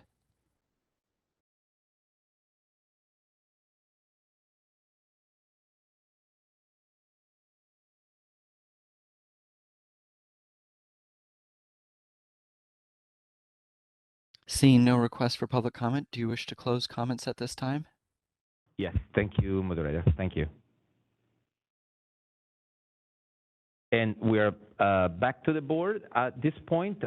Roseanne, any recommendation, I mean, in terms of, Roseanne, any recommendations in regards to how we will formulate the motion? It will stay the same, the one we proposed at the PNA? Yeah, it sounds like the consensus sort of is, or what we're leaning to is to stay support if amended, and recommend the amendments to address the issues raised in items 2 through 4 of the comment portion of the analysis. Wonderful. I'll make that motion. Any? I'll second. Annette Walker, public member. Oh, okay. I said, who's second? Thank you, Dr. Walker. Any further discussion? John Savak? John Savak, LMFT. Roseanne, is this bill moving in the same measured way that we would be seeing it in August before it would actually be coming to a vote, or do we know how it's moving? It's already, let's see, it's in appropriations right now in its first house. So it, if it continues moving, it's likely to still be alive in August. Yeah, so we could bring it back. For me personally,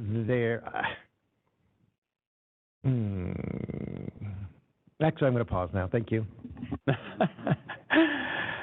Okay, so we still have a motion on the floor standing. I know usually we have to go back to the public. Yeah, I should have asked for that before. Max.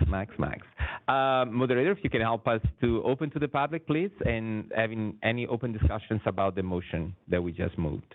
Thank you. We are now taking public comments on the motion. If you would like to make a comment, please type the word comment into the Q&A box in the lower right-hand corner of the screen and send that comment to all participants. If you are a dial-in user, please dial *3 to raise your hand, and we will call on people in the order we have requests for comments. We're going to take just a few seconds now to see if we have a request for public comment.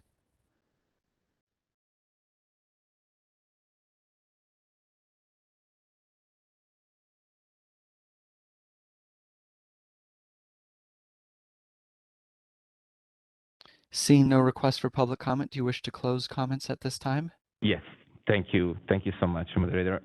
So we're back to the board. There is a motion moved by myself and a second by Dr. Walker. I think, unless there are any other discussion, we can move for a vote. Christina, thank you. Susan Friedman?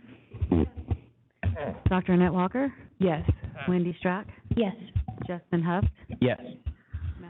See? Yes. Chris Jones? Yes. Yvette Caceres Willis? Yes. Abigail Ortega? Yes. John Sovek? Yes. Motion carries. Wonderful. And I think it's time for a break. Hope I speak for everyone when I say that. I will say 15 minutes, and then we reconvene. Sorry. It's 10:40, so it will be 10:55. Thank you. I'll see you in a few.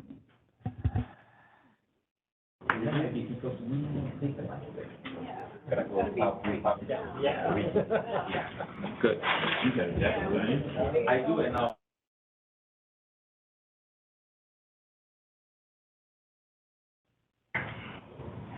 Okay, welcome back. We're in this still morning. I would say afternoon session. I don't know. This morning session is 10:57 a.m. My name is Max Disposti, board chair of the Board of Behavioral Sciences. For those of you who are joining us,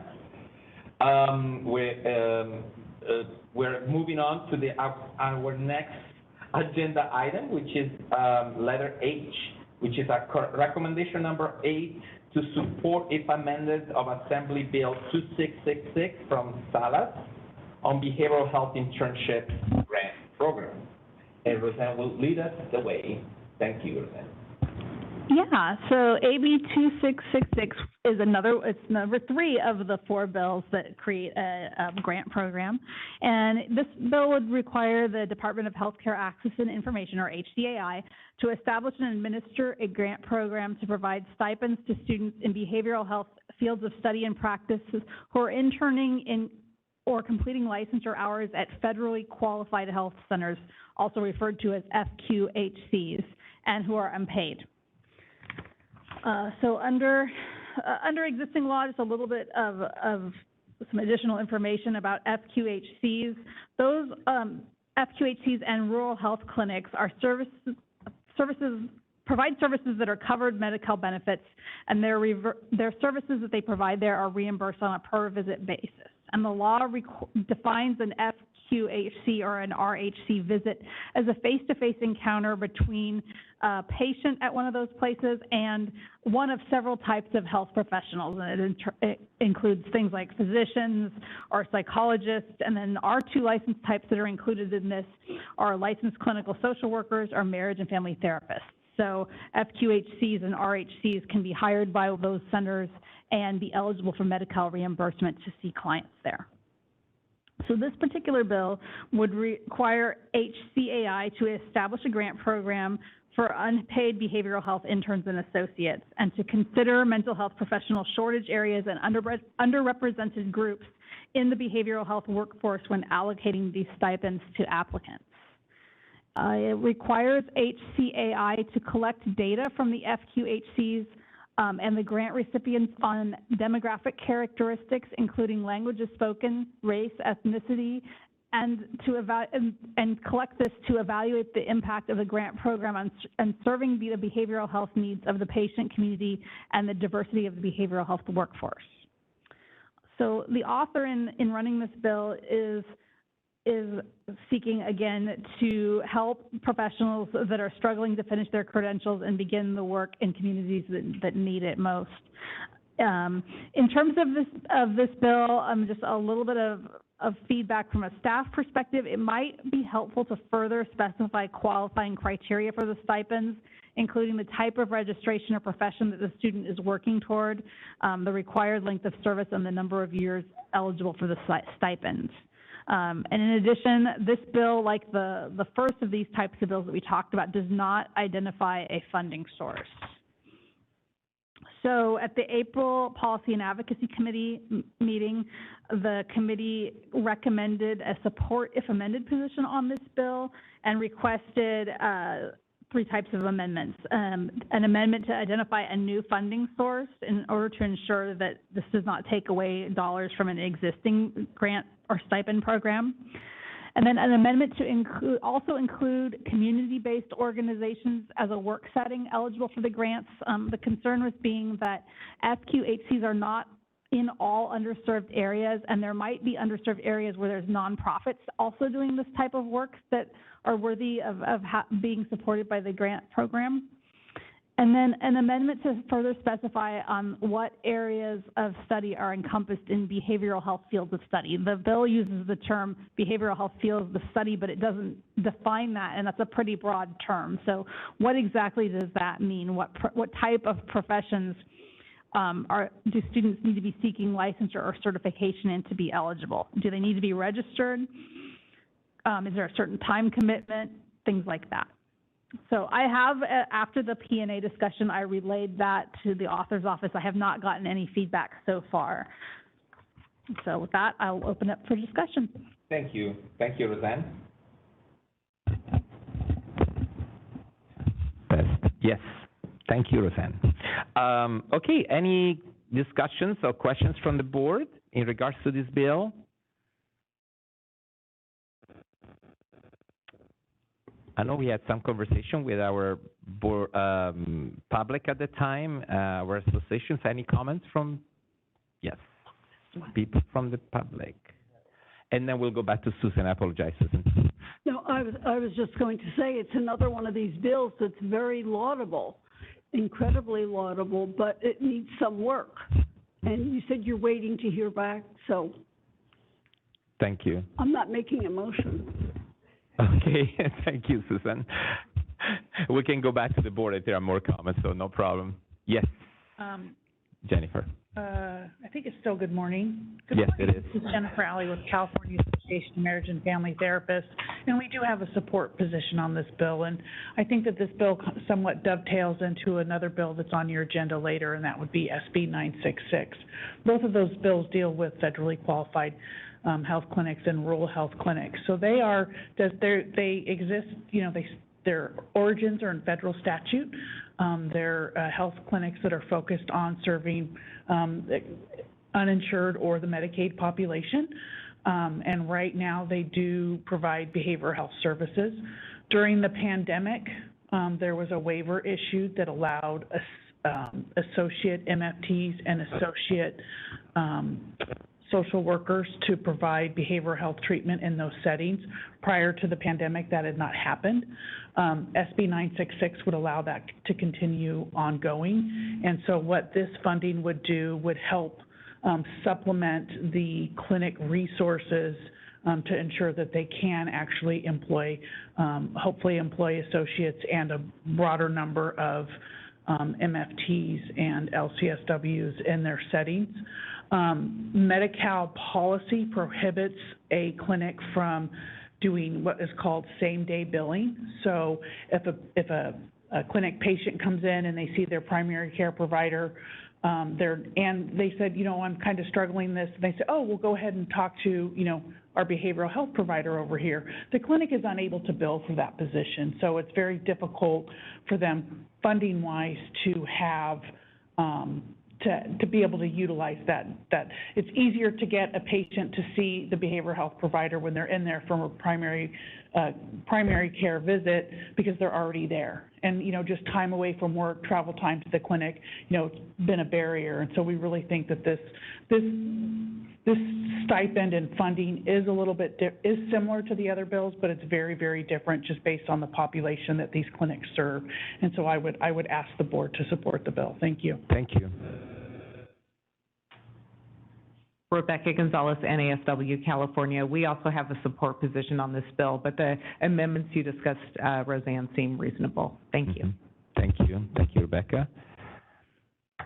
And also for the contest, our fellow board member, I can't speak anymore, our P&A commission, committee, we did talk about how positive important the bill was because the work that the federally qualified agency are doing are vital work, especially in regions that have been, not easily, where there is no accessibility to health care. So definitely we are in support of that, but we were concerned about the limiting effect of the bill in terms like, once again, there are a lot of non-federally qualified health centers that don't qualify under it. It takes a process to be qualified for a federal qualified health center. There are a lot of non-profit that work in the region, with thousands of people that are seeking for mental health, and we were also concerned about making sure they were included in the conversation, so it's not so that we can really have a broader effect into supporting our mental health providers that they are not employed, for instance, or they don't have an internship within these specific centers only. So that was the conversation we're having, just to give you a little bit of context, so that you know. Unless, Wendy, I don't know if you want to add anything to it. Okay. Yes, John Selleck, thank you. Because the definition of face-to-face has been changing during the pandemic and in some previous work that we've been doing, is face-to-face in this bill actually physically in the same space, or are we including the definition of telehealth? So the FQHCs, they have, because it's Medicare, they kind of have to go by a different set of rules. So I wouldn't recommend any amendments, although it's a good point and it's something they should address. I wouldn't recommend any amendments regarding that at this time. And then another comment or question or curiosity is that the identifying qualifying applicants mentions quite a bit about culture and language and linguistics. I was wondering if there's any inclusion or recognition of sexual orientation and gender identity to move into underserved populations and support that type of work as well. Let me see. It says the language right now. Let's see. It says it says various demographic characteristics, including but not limited to language of spoken, race, and ethnicity. So it does not go into that. If it's something the board would like to request it included, that's certainly something that can be done. I would like to encourage the board to include that language because we do find in underserved areas, access to LGBTQ affirming care is incredibly difficult to find. And to include that as a qualifying thing would, I think, help to bring services to areas that need that and encourage people who might be part of the LGBTQ community to commit to that type of work. So that is becoming a motion, John Savik, or?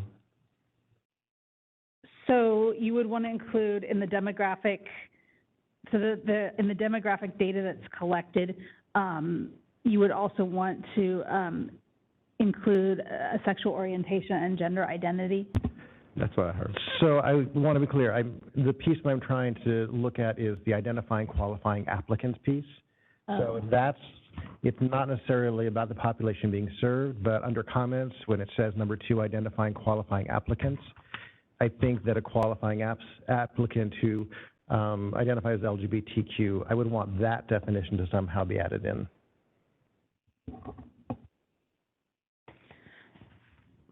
So when the bill is talking about it, so basically the bill is saying that the department shall establish and administer a grant program to be distributed to students in behavioral health fields of study and practice who are participating in internships. So it's not specifying any particular type of group there, but my point was with the behavioral health was that, does that include our licensees, or does that include, peer support specialists who don't have a license or certifications? I don't know that that's the place there to put it, because I don't know that they would be willing to. We want them to break it down just from behavioral health, like it's way too broad right now in terms of even who is licensed. If it says in determining the allocation of stipends, the department shall consider mental health professional shortage areas and underrepresented groups in the behavioral health workforce. It might be more appropriate there to specify the underrepresented groups if they're so inclined to start listing them. So right now it just says underrepresented groups. So I would think that if that would be where you would want to consider it, if you if you wanted to do that. Does that make sense? Yes, okay. I'm going to let the board muddle on that and give me some feedback to help me see where we want to go. Sure. And let me see if there are any comments. Dr. Walker. Yeah, may I? Thank you, Max. Annette Walker, Public Board Member. I do understand staff's recommendation here, and I agree to that where it should be put, because my interpretation of what you said, if they're seeking to gather demographic information, it's also an option for folks to opt in or opt out at that point. Mm-hmm. So we may get it or we may not. So I believe it would belong where you said underrepresented groups. It is implied, if you will. Right. But I hope that we get to a point in this state and around the world that the language that we use to support every American, or however they choose to identify, is inclusive. So, and I think that's where John is getting to. So we want to be inclusive. The question is, are we there yet, and how do we get there when we're not? So I think your recommendation for where we can house that language is sufficient, if that's okay with you, John, and the rest of the board. Mm-hmm. I see that too. Any other, so should we, so the motion, just to go back, the motion that we had at the P&A, which I'm not going to even attempt to repeat, but Roseanne, can you go over a little bit how the stand that we took at the P&A so that we can? So the motion at the P&A was support if amended to identify a new funding source, because we don't want it to use an already existing funding source. An amendment to include community-based organizations as a work setting that's eligible for grants, as well as QHCs. And then an amendment to specify the areas of studied are encompassed in behavioral health fields of study. And that's specifically referring to where the bill is saying, yeah, we're going to have a stipend program for students in behavioral health fields of study. That's a very, very broad term. That doesn't necessarily just encompass our licensees at the board, so psychology's licensees. That could be peer support specialists, or that could be psychiatric nurses, or there's a huge, so we were kind of hoping that, I think the hope is they would specify our licensees in that, and maybe some other groups that are not necessarily seeking a license that might be working there. It would be clarified that it was more targeted toward people seeking a license. Now, there's another part of the bill that's talking about, in Part B of the actual section, there's a part that's talking about including underrepresented groups in the behavioral health workforce, and that it doesn't define underrepresented groups. So that's one possible place where John's suggestion could go, which I think that he was getting at. And then there's another part in Part C of the bill. It's talking about collecting data to kind of figure out how things are going with the grant, and that lists demographic characteristics, but it doesn't list all of them. So those are kind of two potential places where I think John's amendment would fit in if the board was so inclined to do that. Yeah, thanks for summarizing that. And Wendy Strick. I just have a question maybe for John. So if we are going to open up the underrepresented communities designation to a list, are there other groups that we should also include in that list as part of that request, in terms of, addressing, communities of color? And I mean, there's a lot of different groups that would be encompassed in that. So if we're going to start the list, what does that look like, I guess? Thank you, Wendy. I don't know if John, if you want to address that. I don't know the exact way to approach that, but my thought would be to use the state of California guidelines, which do exist for a lot of policy creation. So maybe if that's there to specifically define or even refer to, then that would help, because sexual orientation and gender identity are included in those lists. So maybe that would be a way to approach it. I think leaving it so generalized kind of would not let someone in the public know, oh, I potentially could apply for this, and I could serve in Riverside County as a trans therapist and do amazing work out there for a population in need. So that's where I'm coming from specifically, but I think looking at the state of California list of that might help us create a little bit of input. Thank you. I think that's really helpful, and I think relying on maybe making some reference to those existing The California provisions that you protection. referenced, that maybe that makes sense in that. Sorry, Sorry, Mr. Wendy. Chair. Yes, okay. Any other, so I think that will look like a motion, John. I'm not trying to pull it away from you, but we had to vote sooner or later. Right, and I think at this point, I'm trying to see if we can get language that Roseanne feels will be effective to like codify what we're trying to amend here. Take a breath. I'm not aware of a specific official list. I see a lot of things listed in legislation. I've never seen a reference to a specific California code that kind of includes everything. So I would be a little hesitant to ask the author to refer to something I think it might be confusing to refer to something that they might not know, that's not commonly used. Maybe we could, I'm thinking it might be better to ask that they more clearly define underrepresented communities, including, maybe we, just like they said, kind of repeating what they said in Part C, where it says language of spoken race and ethnicity, and maybe including sexual orientation, gender identity, and other underrepresented groups. Maybe that would be a way to do it. I think we should rely on your expertise and skills to have, because we know that this is the board stands into making sure that we underserved communities are fully represented. Perhaps we can delegate to you, Roseanne, how to articulate that based on the conversation we'll have with the others, so it doesn't become a motion, but it's a, I think you can include it in the motion, and maybe it's a more general direction for her to include, have the discussions for underrepresented communities and see about getting that clarified. Maybe, yeah, I don't know that that I'm the best person to come up with the list, including everything, because that's a big. Yeah, and you don't want a list that includes we don't want to. Then you expect. But just so you know, in the California state statute, pretty much sexual orientation, gender identity, gender expressions, race, marital status, veteran status, and sex are those primary ones. They usually, when you have an anti-discrimination policy, you are tapping into it. Did I say race? I said, yeah. The national origin, there's a lot. Yeah, California that has that number.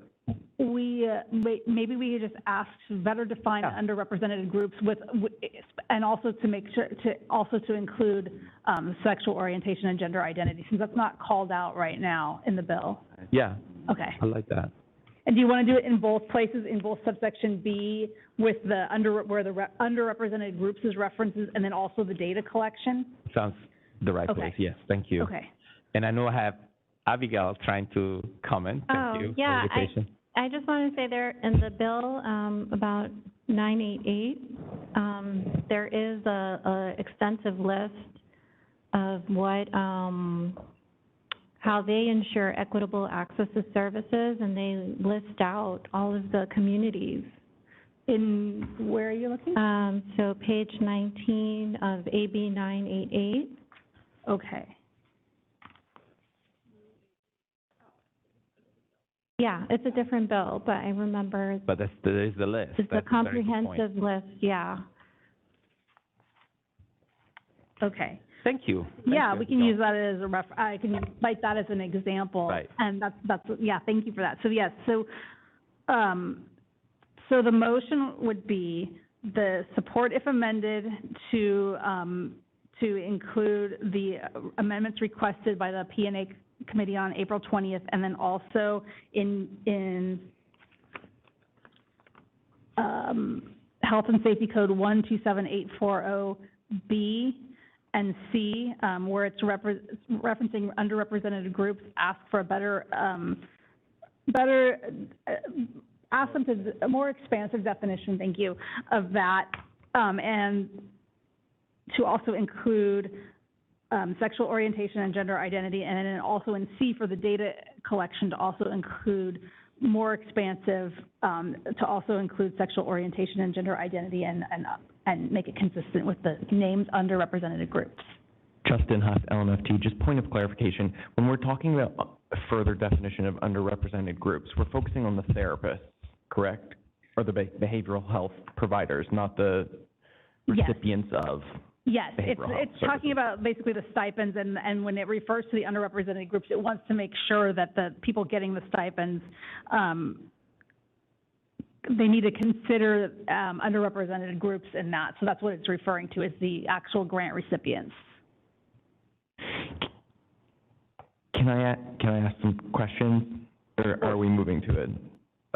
No, we're formulating the motion, so you're more than welcome to. John, can you speak a little bit more to the advantage of specifying underrepresented groups as opposed to what I would imagine the most inclusive idea of is, which is not specifying? So, in the history of non-specifying, many groups have been left behind. And in a movement, as Dr. Walker has represented out, to be inclusive, at this point, we are living in a world where we often have to define what those groups are so that they're not excluded. In this particular case of looking at gender identity and sexual orientation, I'm going to go back once again to trans representation, it is more valuable for someone in a community that has low access, who is a trans person, to sit down in the room with a therapist who is either a trans therapist or someone who has deep training in that or is part of the LGBTQ community.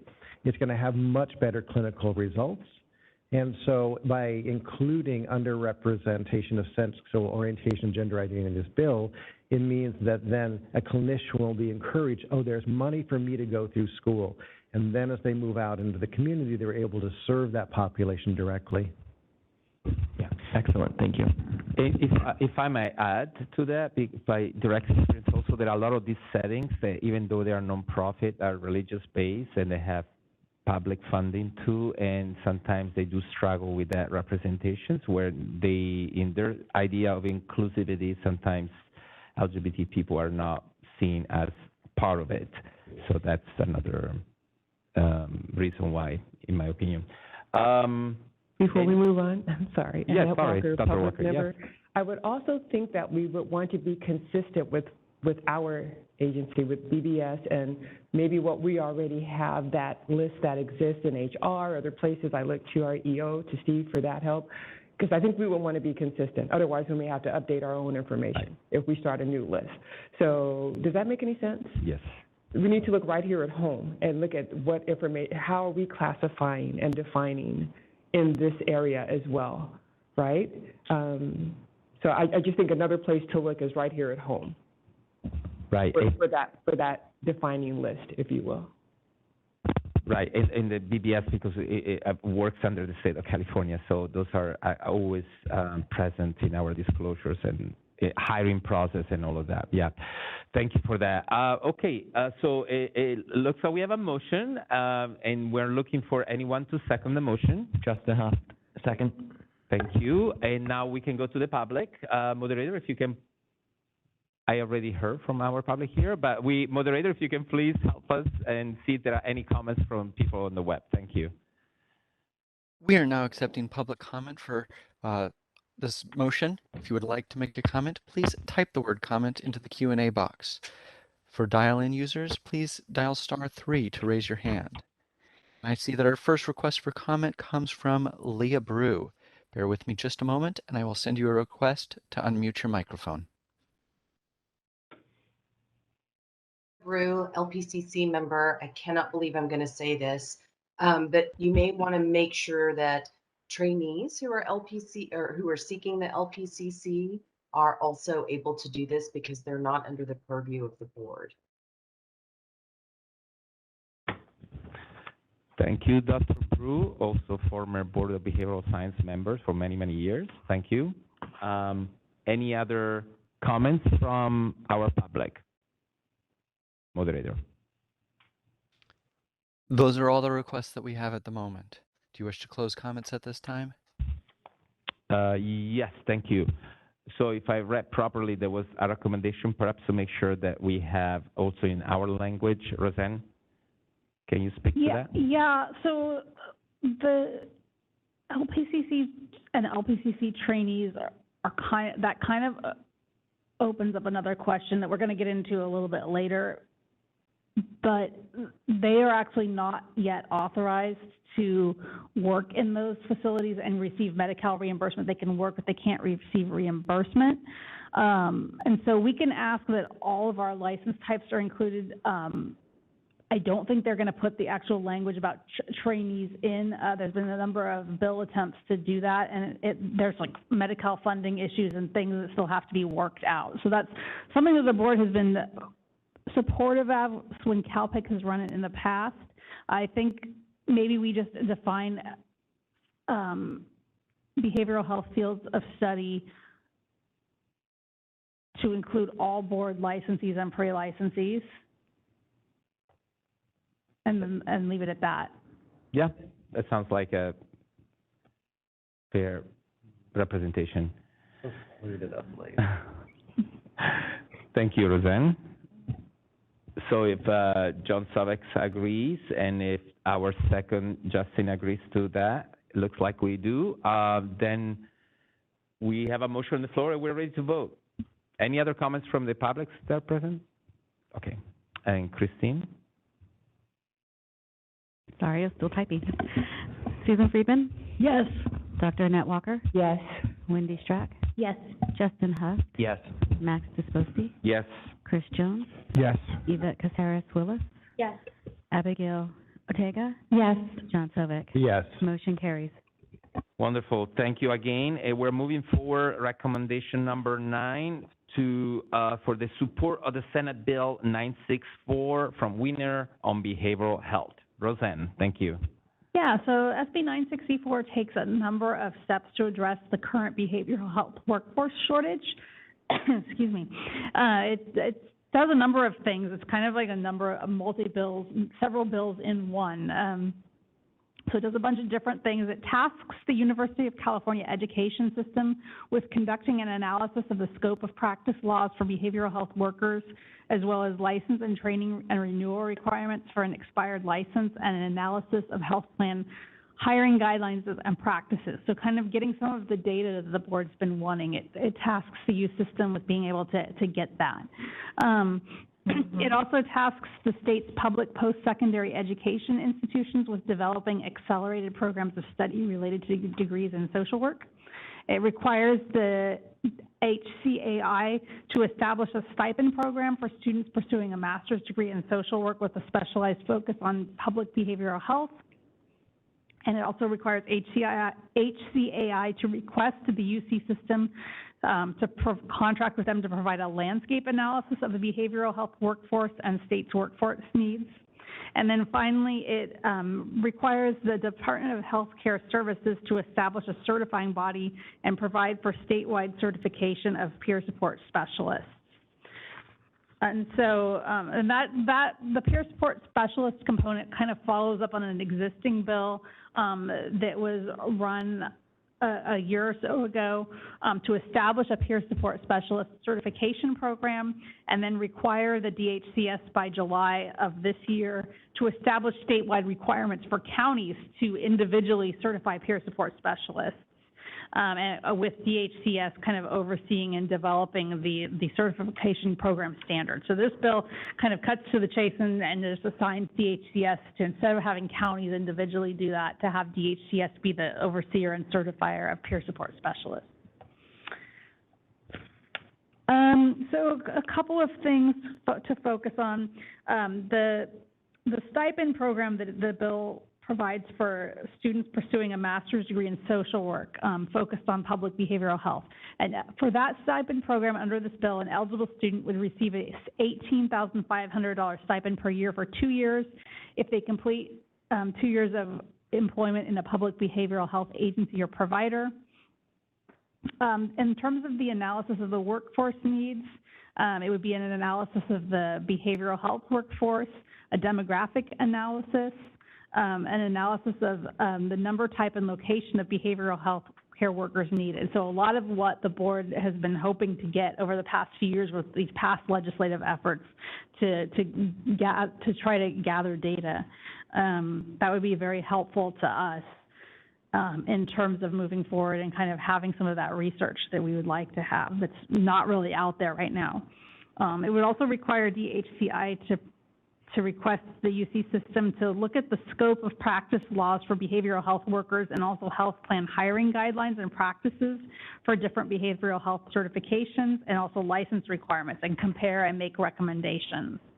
And also take a look at requirements for renewing an expired license.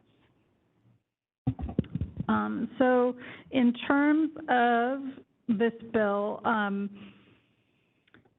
the recommendation that the UC system conduct an analysis and make recommendations for behavioral health workers, it would be helpful to have this kind of fleshed out a little bit more.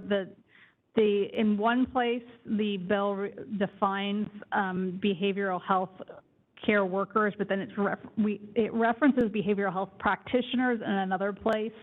And it doesn't define that. And so I would like to have like kind of one standard definition of that, you know, to make sure that when they're doing this study that one of our license types doesn't get left out, basically. So that would be in 127815, just to have one standard blanket definition of behavioral, who they intend to include. Let's see. In terms of the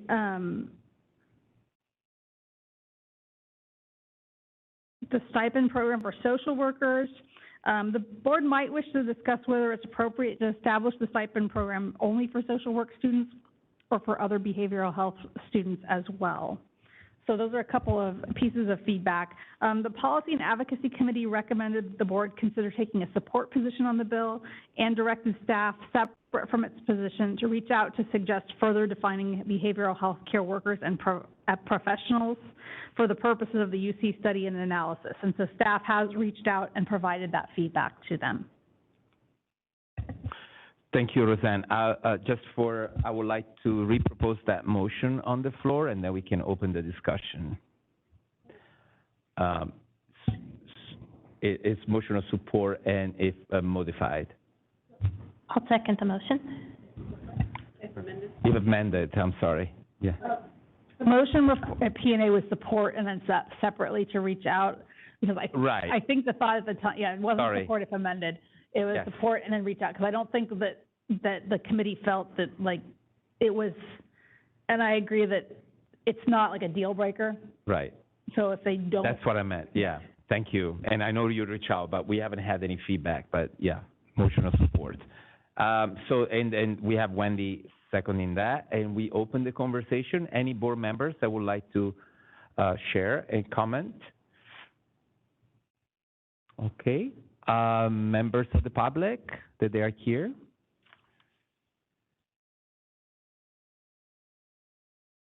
Thank you, Rebecca. Rebecca Gonzalez, NASW, California. We have a position of support on this bill, but we actually are going to meet with the author's office next week and also the sponsors of this measure, because we do have some concerns. So we might reevaluate our position. Our main concern is they're trying to find ways to expedite people getting their social work degree. And currently there are some schools that have advanced standing programs. And what that means is if you major, you get your BSW, so you get your undergraduate degree in social work. There are some schools, I think 10, where you can get your master's in a year.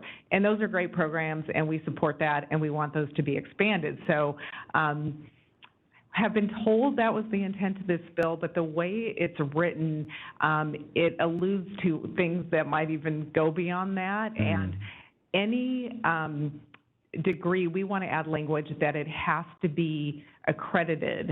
It has to be accredited by our national accreditation standards, because this bill could have the very real unintended consequence. If you create these new expedited programs, but they're not accredited, then people will go to these schools and then they won't have a path towards licensure. And that's really serious. So we don't want that to happen. And I think a lot of times students from low-income communities, they might not have that knowledge about, seeing if the programs are accredited or not. So we see that as a very important amendment. That's the main thrust of it. I mean, I think we had some meetings last week where we cleaned up the language and tried to take out references to things such as expedited BSW programs because none exist right now. But we are very, very concerned with that, and we really hope the author takes that amendment. I would even clarify that it could be considered a clarifying amendment because, of course, social work programs should be accredited by national accreditation standards.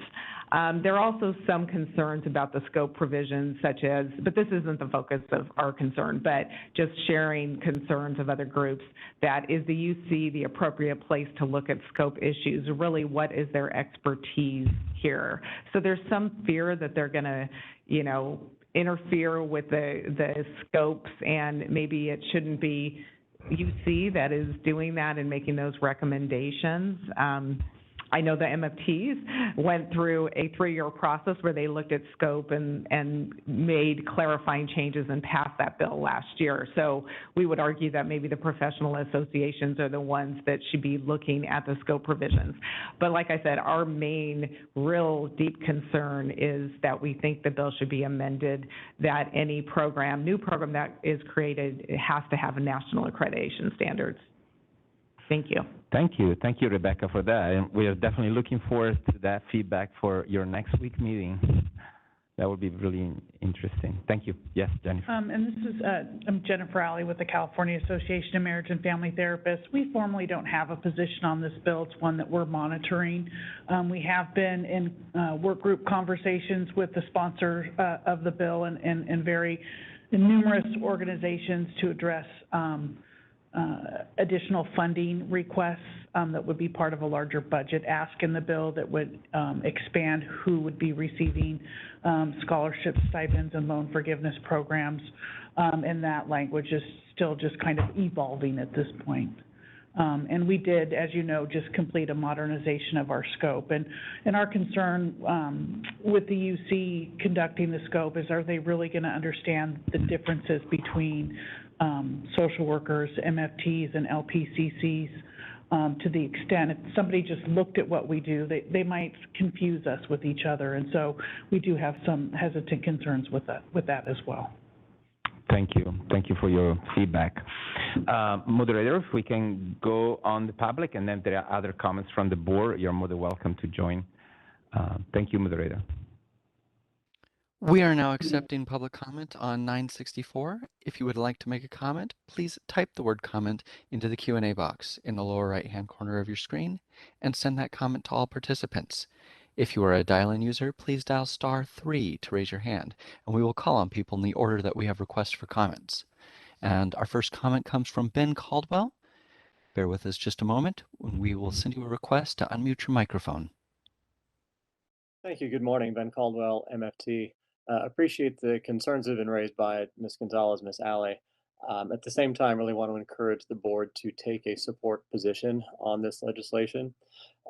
There are certainly urgent problems in terms of the mental health workforce in the state of California, and this bill aims to take direct action on some of those problems. In particular, and I know it wasn't a major part of the discussion, but in particular, the funding stream that basically serves to stabilize the workforce through things like hazard pay, salary augmentation, that kind of thing.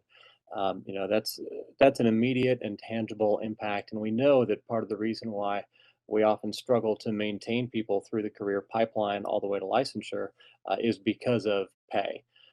So encourage a support vote, understanding that discussions with the author and sponsor are ongoing. Thank you. Thank you. Any other comments, moderator? That was our only request for comment from WebEx for the moment. Would you like to close comments at this time? Yes, thank you. So are there any, we have a motion on the floor. Are there any comments from the board members? I don't see any, so I think we are ready to vote. Motion was moved by myself and seconded by Wendy. Am I right? Yes. So, Christine, thank you. Susan Friedman, Yes. Dr. Annette Walker, Yes. Wendy Strack, Yes. Justin Huss, Max Disposti, Yes. Chris Jones, Yes. Yvette Casares-Willis, Yes. Abigail Ortega, Yes. John Savick. Yes. Motion carries. Thank you. We're moving now to recommendation number 10, agenda item J, support Senate Bill 966 from Lyman, federally qualified health centers and rural health clinics visits. Roseanne, thank you. So SB 966 is actually co-sponsored by CAMP and another company called California Health Plus Advocates. And it would allow Medi-Cal reimbursement for covered mental health services provided by an associate clinical social worker or associate marriage and family therapist employed by a federally qualified health center, FQHC, or a rural health clinic, or RHC. So under existing law, it establishes the Medi-Cal program, as we have alluded to earlier, and these FQHCs and RHCs services are covered Medi-Cal benefits that are reimbursed on a per-visit basis. The existing law allows an FQHC or RHC to apply for an adjustment to its per-visit rate based on changes of scope and services that it provides. And again, currently an FQHC or RHC visit is only between a patient and, of the board's licensees, only a reimbursement is allowed between an LCSW and an LMFT right now. So this bill would expand that to also include an ASW or an AMFT when supervised by a board qualified licensee. It also it makes some technical changes to make the scope of service process a little bit, cut some of the red tape there. It's making some language changes so that basically if the center wishes to add the services of an ASW or AMFT, it does not constitute a change in scope of service where they have to apply for an adjustment to a per visit rate. It's my understanding from talking that that can be kind of a slow and tedious process. So it's making that change. And then it also removes the requirement for LMFTs that if they elect to add the services of an LMFT and bill the services as a separate visit, they don't have to apply for a scope of services adjustment to its per visit rates. And some technical cleanup there. The only thing I really have to say about this particular bill is that it does not include LPCCs and APCCs. One additional way to increase the pool of mental health professionals eligible to provide these services would be to include them. CalPIC in the past years, I've documented some related legislation, has made several efforts to include LPCCs in this. They have not been successful yet. There's some fiscal impact and reimbursement considerations that are problematic when that particular bill runs, and it has not been successful so far.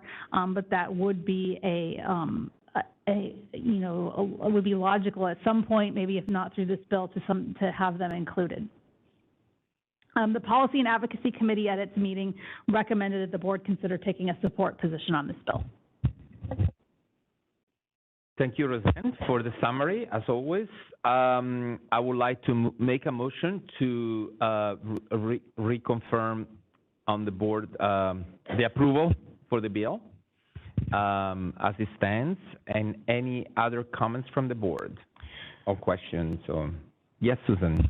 I'll second the motion. Thank you, Susan. I don't see any others. Members of the public, they are present. Our co-sponsors. So Jennifer Alley with the California Association of Marriage and Family Therapists, and we are asked to co-sponsor this bill, and we're happy to do so. Several years ago, CAMP pursued multiple bills and was actually ultimately successful in getting LMFTs included as a provider type at federally qualified health centers and rural health clinics. But the extent of their being included in those centers was somewhat limited with the requirement for those facilities to provide a scope of service change with the Department of Health Care Services, because it is a lot of red tape and tedious, and it actually poses risk to them because all of their services are thereby under review by DHCS, which oversees the Medi-Cal program in California. So removing that barrier in 966 would be helpful in seeing greater use of LMFTs in those facilities. And then, as I stated earlier in reference to another bill, during the pandemic, associates were allowed to go into FQHCs and get some experience and provide care and treatment in those settings, and we'd like to see that continued.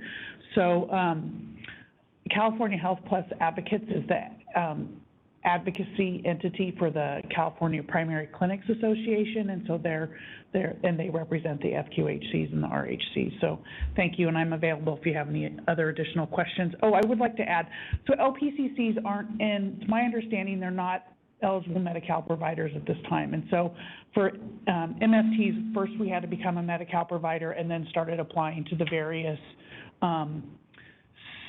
specialty type services that Medi-Cal offers.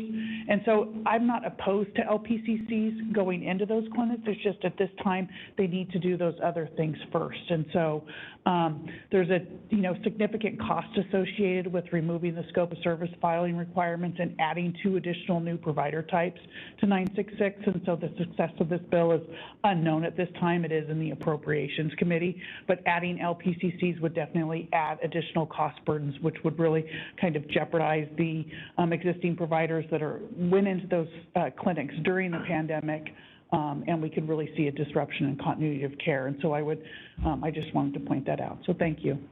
Thank you, Jennifer, for the clarification as well. Rebecca Gonzalez, NASW California. We're also in support of this bill, especially the provisions that extend COVID flexibilities. Thank you. Thank you. And we are asking our moderator to go out and see if there are any comments from the public. Thank you, moderator. We are now accepting public comment for 966. If you would like to make a comment, please type the word comment into the Q&A box in the lower right-hand corner of the screen and send that comment to all participants. If you are a dial-in user, please dial *3 to raise your hand, and we will call on people in the order we have requests for comments.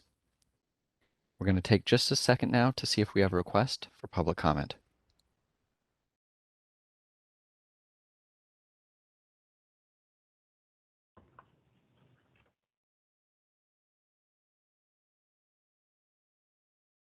Seeing no request for public comment, do you wish to close comments at this time? Yes, thank you. So we're moving back to the board. There is a motion on the floor that I moved and seconded by Susan. There are no other comments. We are ready to vote. Susan Friedman? Yes. Dr. Annette Walker? Yes. Wendy Strack? Yes. Justin Huff? Yes. Max Disposti? Yes. Chris Jones? Yes. Eva Caceres-Willis? Yes. Abigail Ortega? Yes. John Sovik? Yes. Motion carries. We're moving now, thank you, Christina. We're moving now to agenda item K, recommendation number 11, support Senate Bill 1002 from Portantino, workers' compensations, licensed clinical social workers. Roseanne, thank you. SB 1002 would add LCSWs as direct providers in the workers' compensation system. So right now, under the workers' compensation system, it, of course, provides that an employer or an insurer entity that provides physician network services may establish or modify a provider network to provide medical treatment to injured employers. That's what workers' comp does. And it provides that the treatment includes, but is not limited to, services and supplies by physical therapists, chiropractic practitioners, and acupuncturists licensed in California. So it only specifies those 3 right now as independent. It specifies also that treatment reasonable to cure or relieve from the effects of an injury shall also include the services of LMFTs, LPCCs, and LCSWs acting in their scope of practice if the injured person is referred to them by a licensed physician and surgeon and with employer approval. So they can utilize our license types, but they need to be referred by a licensed physician. So this bill is basically seeking to enable an employee to seek services from an LCSW without a physician referral in order to expand the network of treating providers and kind of address some of the mental health shortages. The main comment I have about this bill is that it does not include LMFTs and LPCCs, and it seems kind of, you know, like those should also, if we're adding LCSWs, that they should also include LMFTs, and LPCCs should be able to do the same thing without a doctor's referral since they have a very similar scope. And so at the April meeting, the Policy and Advocacy Committee recommended that the board consider a support position, and then also separate from that directed staff to reach out to the author's office to discuss the possibility of including LMFTs and LPCCs in the bill. So I did reach out to the author's office, and their response was that for this bill, it's really a result of a lot of hours of collaboration with many different stakeholder groups. And so they said that they had considered including LMFTs and LPCCs, but that more work needs to be done in the labor and business and professions codes before they can be included. And they also need to have, there's also some case law considerations that must be considered. So their response was that they're not opposed to including LMFTs and LPCCs, but they feel that doing so at this time could jeopardize the bill. And so they would welcome future legislation, but they feel that for this particular effort, that it's LCSWs are in the best position to consider adding at this time. Thank you, Rosanna. It's good to hear that there is an intent behind it. Obviously, there wasn't just precluding if there are issues with the codes, that's not something that we have anything to do with. But I would like to open to the public and see if there is any comments in regards to this. Members of the public, yes, you're more than welcome to come forward. Rebecca Gonzalez, NASW, California. We are in support of this bill. We're not the sponsors, but we are in support of this bill. And our understanding is the same understanding that the author's office gave you, that there would have to be more work done to include the other professions. We are not opposed to including them, but concerned that it would jeopardize the bill. Thank you. Any other members of the public? On that note, I would like to make a motion on support of the bill. And are there any seconds from my fellow board members? Okay, thank you, thank you. So we can go to the public and see if there are any comments. Moderator, thank you. We are now open for public comment on this matter. If you would like to make a comment, please type the word comment into the Q&A box in the lower right-hand corner of your screen and send that comment to all participants. If you are a dial-in user, please dial *3 to raise your hand, and we will call on people in the order we have requests for comments. Let us take just a second now to see if we have a request for public comment.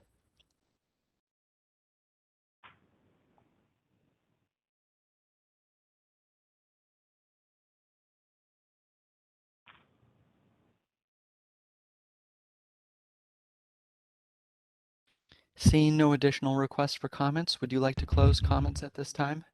Yes, thank you. Thank you, moderator. So we have a motion on the floor. If there are any other inputs or conversation, we can move to vote. Christina? John Sovic? Yes. Abigail Ortega? Yes. Yvette Caceres-Willis? Yes. Christopher Jones? Yes. Max Disposti? Yes. Justin Huff? Yes. Wendy Strack? Yes. Annette Walker? Yes. Susan Friedman? Motion carries. You never know what Christine is going to do. Try to test it. Right? Try to test that. Okay, everyone. Thank you. We're moving now to recommendations number 12, item number I on our agenda. L. Oh, L? Oh, it's an L. Okay, stronger glasses for Max. Support Senate Bill 1229, McGuire Mental Health Workers Workforce Grant Program. Roseanne, thank you. Yeah, so this is Bill 404 of the Workforce Grant Bill. So this is the last one of the day for that. This particular bill creates a grant program under California's Student Aid Commission to increase the number of mental health professionals serving children and youth. It proposes awarding grants up to $25,000 to postgraduate students enrolled in an accredited social work program, a program designed to lead to licensure as an LMFT, an LPCC, or an LEP, or designed to provide a services credential with a specialization in pupil personnel services. The student must meet certain specified criteria, including agreeing to work in an eligible California-based nonprofit entity or local education agency when gaining their required postgraduate supervised experience. So this, as I said, would be administered by the Student Aid Commission. In order to be eligible for a grant, an applicant must meet certain conditions. They need to be enrolled in a postgraduate program or pupil personnel services, AMFT, or an LEP, credentialed social worker, et cetera. There's a number of different credentials that are listed as well that they can qualify for. They require a grant recipient to repay the state for each year they fail to fulfill the program's requirements. And then non-performance of the commitment to work there is to be certified by the department. There are certain exceptions to the repayment requirement if they are unable to fulfill their contract due to salary. If they have the employer deems that they fulfilled their contract, they're unable to fulfill the contract because the school basically decides not to rehire them, if they have a medical condition or they're called to active duty for the armed forces, then those are exceptions. At least 60% of the grants need to be rewarded to applicants who work with a local educational agency for their required experience. And the commission is required to give priority to awarding grants to communities with the greatest need as determined by the department, including factors such as the adverse childhood experience ACE scores. And then eligible California-based nonprofit entity is defined as a nonprofit. For purposes of the bill, it's defined as a nonprofit located in California that provides mental health services to children and youth. So there's a few technical amendments with this bill that I've been working on with the author's office. There's a few for example, in Education Code 69540C1, we believe that Section 4996.18, which specifies social work education requirements, also needs to be included here, along with the LMFT and LPCC education requirements.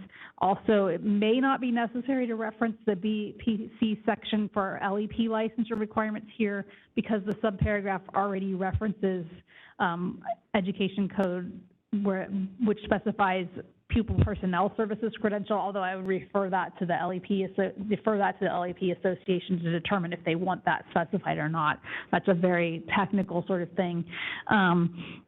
Education Code 69540C2A, it has some incorrect references regarding LCS, regarding experience hours requirements, so I've specified in that suggestion what the correct sections should be. And then there's a couple of references to the department to certify non-performance of an applicant's commitment to work and to determine who has priority. It's unclear in the context of this bill what the department is. I think that might be an oversight that needs to be better defined. My guess is that they're meaning to include to refer to the Student Aid Commission, but we want to make sure that that's abundantly clear who the department is. So since Policy and Advocacy Committee, the author's office, I have reached out to the sponsor, and they have made one set of amendments, but some of the other amendments that I had suggested, they hadn't had time to, they were under a committee deadline, so they said that there's more amendments coming. So they're looking at what we've suggested out of P&A. In terms of a funding source, this bill does identify one. It's accompanied by a $250 million budget request, so it is a new funding source. At its meeting, the Policy and Advocacy Committee recommended the board consider taking a support position on this bill and to directed staff to reach out to the author to provide technical support regarding the amendments in item 2. We have done that, and they have indicated that they are reviewing our amendments and that more amendments are coming. So, Max, I'll turn it over to you. Thank you, Roseanne. I think at this point, if I understood properly, So some of the amendments have been applied to, but there are others in the work? Yeah, Is that correct? some amendments to the bill have been made that I think it addressed one of our concerns. I think I took one off the list, but there's still some other just technical corrections. I don't think any of them are deal breakers. They're just minor technical cleanup, and they have indicated that basically that when a bill is going through committee, it has to be amended by a certain time. They were under that deadline, so they hadn't had a chance to incorporate everything yet. Makes sense. Thank you. So, so the recommendations P&A meeting looks like it's standing since I was part of that. So I'm moving a motion to approve the bill. If there are any seconds. Max? No. The motion, I think the motion would be support. You support. Have a support position on the bill, and then also reach out to the author and sponsor regarding the technical amendments in item 2. Of course, that's what I meant. Thank you, Roseanne. John Slovak, I'll second the motion. Saving as always.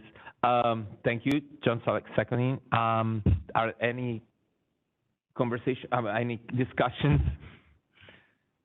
Okay. Here? Okay. Chris Jones.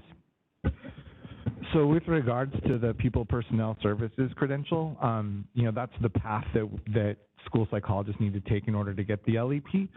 So, but they're not required to get that licensure. So it doesn't really, so when we get the credential, not every credentialed school psychologist becomes an LEP. Much to my chagrin, they all should become LEPs.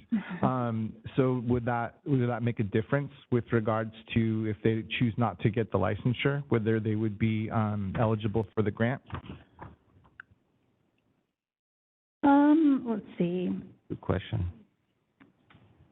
It says they are enrolled or they have to meet the requirements of our education or the service credential.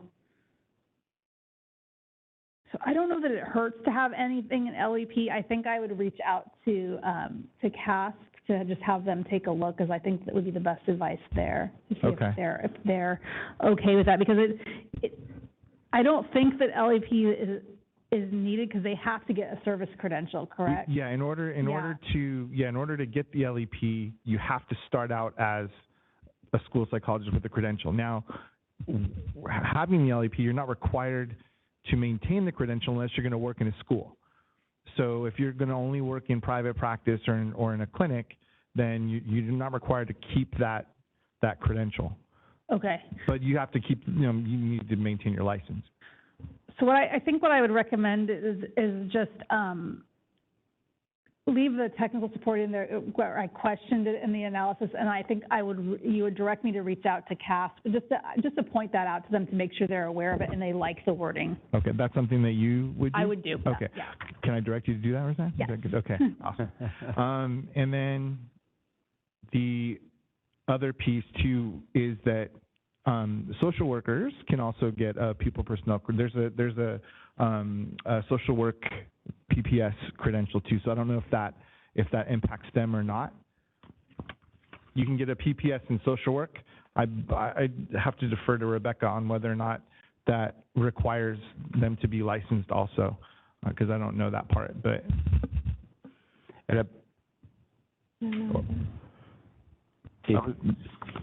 there's a question for you, Rebecca, whether or not the Rebecca, feel free to come forward. I don't know the.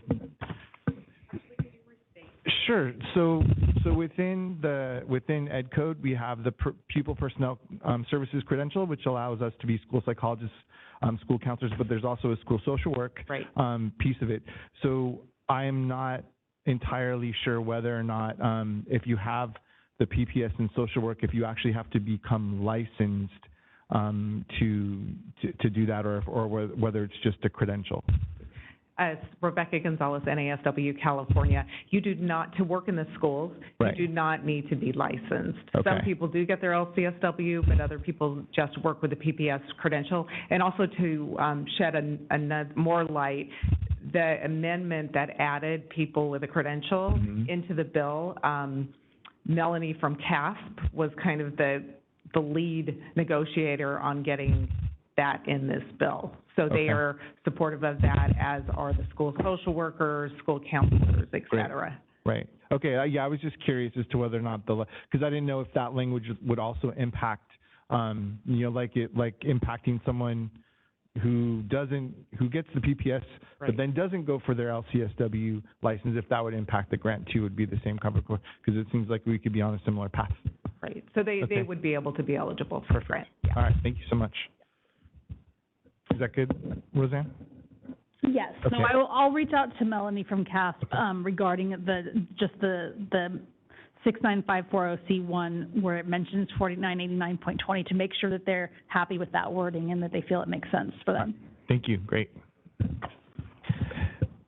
Thank you for the question, Chris Jones. That was actually very helpful. And So is thank you, that Rebecca. an amended motion? Christina here. Is that an amended motion? I don't believe it is. It's a recommendation for staff to reach out to the sponsors. Am I correct? The motion is still support, and then Right. it's directing staff for technical support, including that. Including CASP? Yeah. Okay, thank you. Would that be okay, Chris Jones? Okay. Yes, that's great. Thank you. Okay. I don't believe I went to the public through the web. Am I correct? And not even the public here. So great. Jennifer and Rebecca, feel free. Rebecca Gonzalez, NASW California. I need to mention that we are in support of the bill. Thank you. Thank you, Rebecca. Jennifer Alley with CAMP. We're also in support of the bill. Thank you, Jennifer. Okay, moderator, if we can open to the public, thank you. We are now open for public comment on this matter. If you comment, please type the word comment into the box in the lower right-hand corner of the screen and send that comment to all participants. If you are a dial-in user, please dial *3 to raise your hand, and we will call on people in the order we have requests for comments. Ben Caldwell would like to make a comment, and we have sent you a request to unmute your microphone. Thank you. Good afternoon. Ben Caldwell, MFT, also encouraging a support position. Thank you.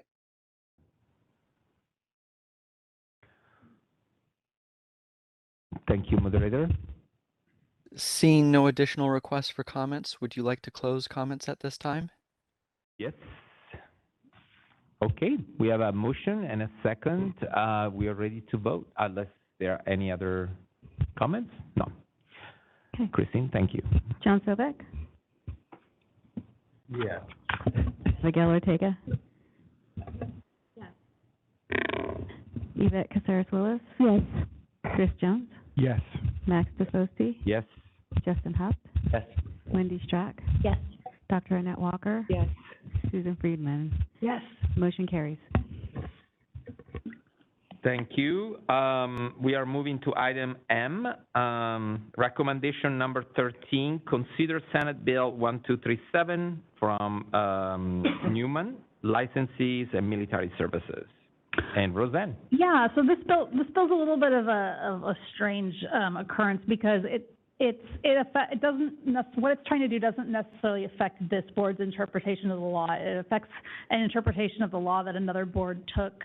Since it does amend a code that we use, I do need to bring it to you so that you're aware of it. So this bill would clarify the meaning of the term called to active duty with respect to the requirement in law that licensing boards under the Department of Consumer Affairs waive renewal fees for CE requirements of a licensee or registrant who is called to active duty as a member of the U.S. Armed Forces or California National Guard. So boards under DCA are all required to waive CE requirements and renewal fees if somebody is called to active duty. The renewal requirements are only waived while the person is on active duty, and they need to provide written documentation of the active duty service. If they plan to provide services while they're away on active duty, the board must, upon this request, convert the license status to military active, and then the licensee or registrant may not engage in private practice. So that's what the requirements are for that. Once they're discharged from active duty, the licensor or registrant must meet all of their necessary renewal requirements within 6 months from their discharge date in order to be able to engage in license activities. And they also must notify the board of their discharge date within 60 days of being discharged. So right now, separately from what I've just told you about current California law, there is a Code of the United States federal law that defines active duty, and it defines that as full-time duty in the active military service of the United States. It includes full-time training duty, annual training duty, and attendance at a school designated as a service school. It does not include full-time National Guard duty. So that's the current federal definition. So what this bill is doing is it is clarifying the California use of the law called to active duty in the context of waiving CE and fee requirements for somebody that's called to active duty. It's defining that as basically what the federal law says. So that definition that I just read you of federal law, it would say basically that's what that means.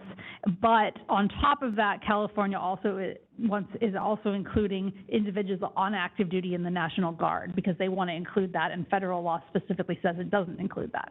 So basically the federal definition plus allowing active duty in the National Guard is what this bill is clarifying is the California definition.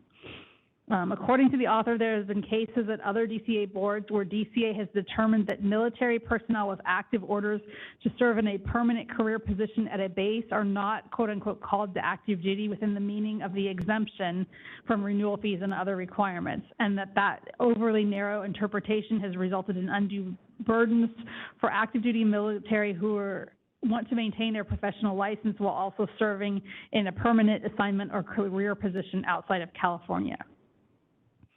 So they're basically seeking to expand the exemption for renewal fees and other requirements to include not just those called to active duty, but also those in the military or active duty on active duty in permanent career positions at a base outside of California. So in terms of the board process for this, when the board gets a request to waive the renewal fee and continuing education requirements for somebody who's called to active duty, we don't require the length of the active duty to be stated as a conditional of approval. We just take the request the military orders for confirmation, and that states the date they were called to active duty, and that confirms the active duty. So then basically they get that status, and then it's their responsibility to notify the board within 60 days of their discharge. So we don't ask them whether they're being called out of state and whether it's permanent or how long they think it is. So it sounds like that is what happened at another board, and some people were being denied. So that's what the author is seeking to clarify. In terms of how many of these requests we get, it's not something we currently.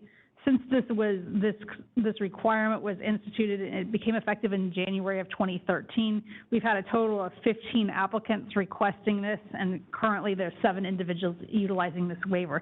There's not a time limit on them. They just need to notify us within 60 days when they want to come back to regular status.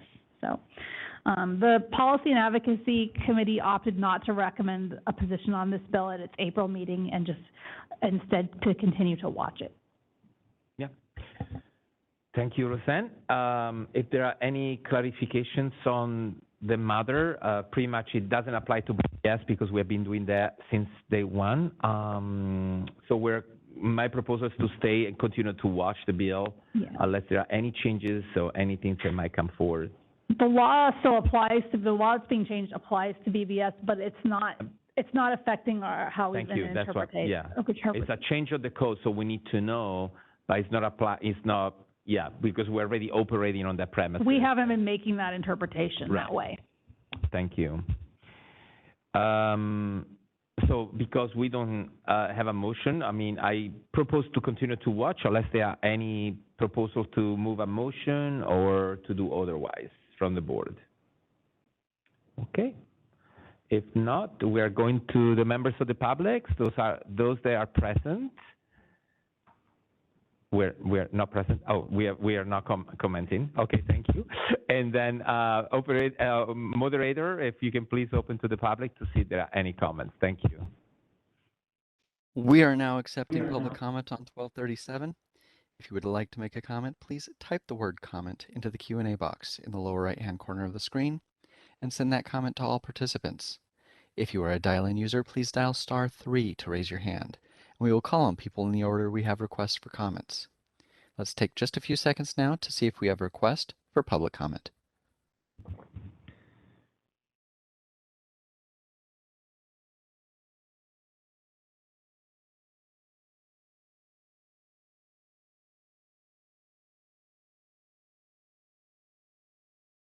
Seeing no request for public comment, do you wish to close comments at this time? Yes, thank you. And back to the board. So we don't have any motions. We're watching the bill and we're moving forward to the next one, which is, if you recall, agenda item 18 has been taken off the agenda today. So we're moving to. We have one more. Oh, we have N. I was a little bit ahead of the time. So recommendation number 14, item number N, letter N. Consider Senate Bill 1365 from Jones, Licensing Board and Procedures. Thank you, Roseanne. Yeah, so this bill requires boards under DCA to publicly post a list of criteria used to evaluate applicants with criminal convictions on its website. And it also requires DCA to take steps to establish procedures for evaluating and assisting applicants with criminal convictions.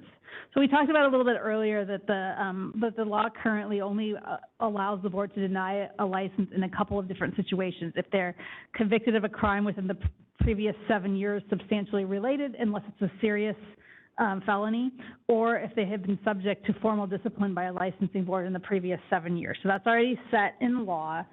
And then the board is required to develop a criteria and to aid it when considering the denial, suspension of a license, and to determine whether a crime is substantially related. And a summary of this criteria is required by law already to be posted on the board's website.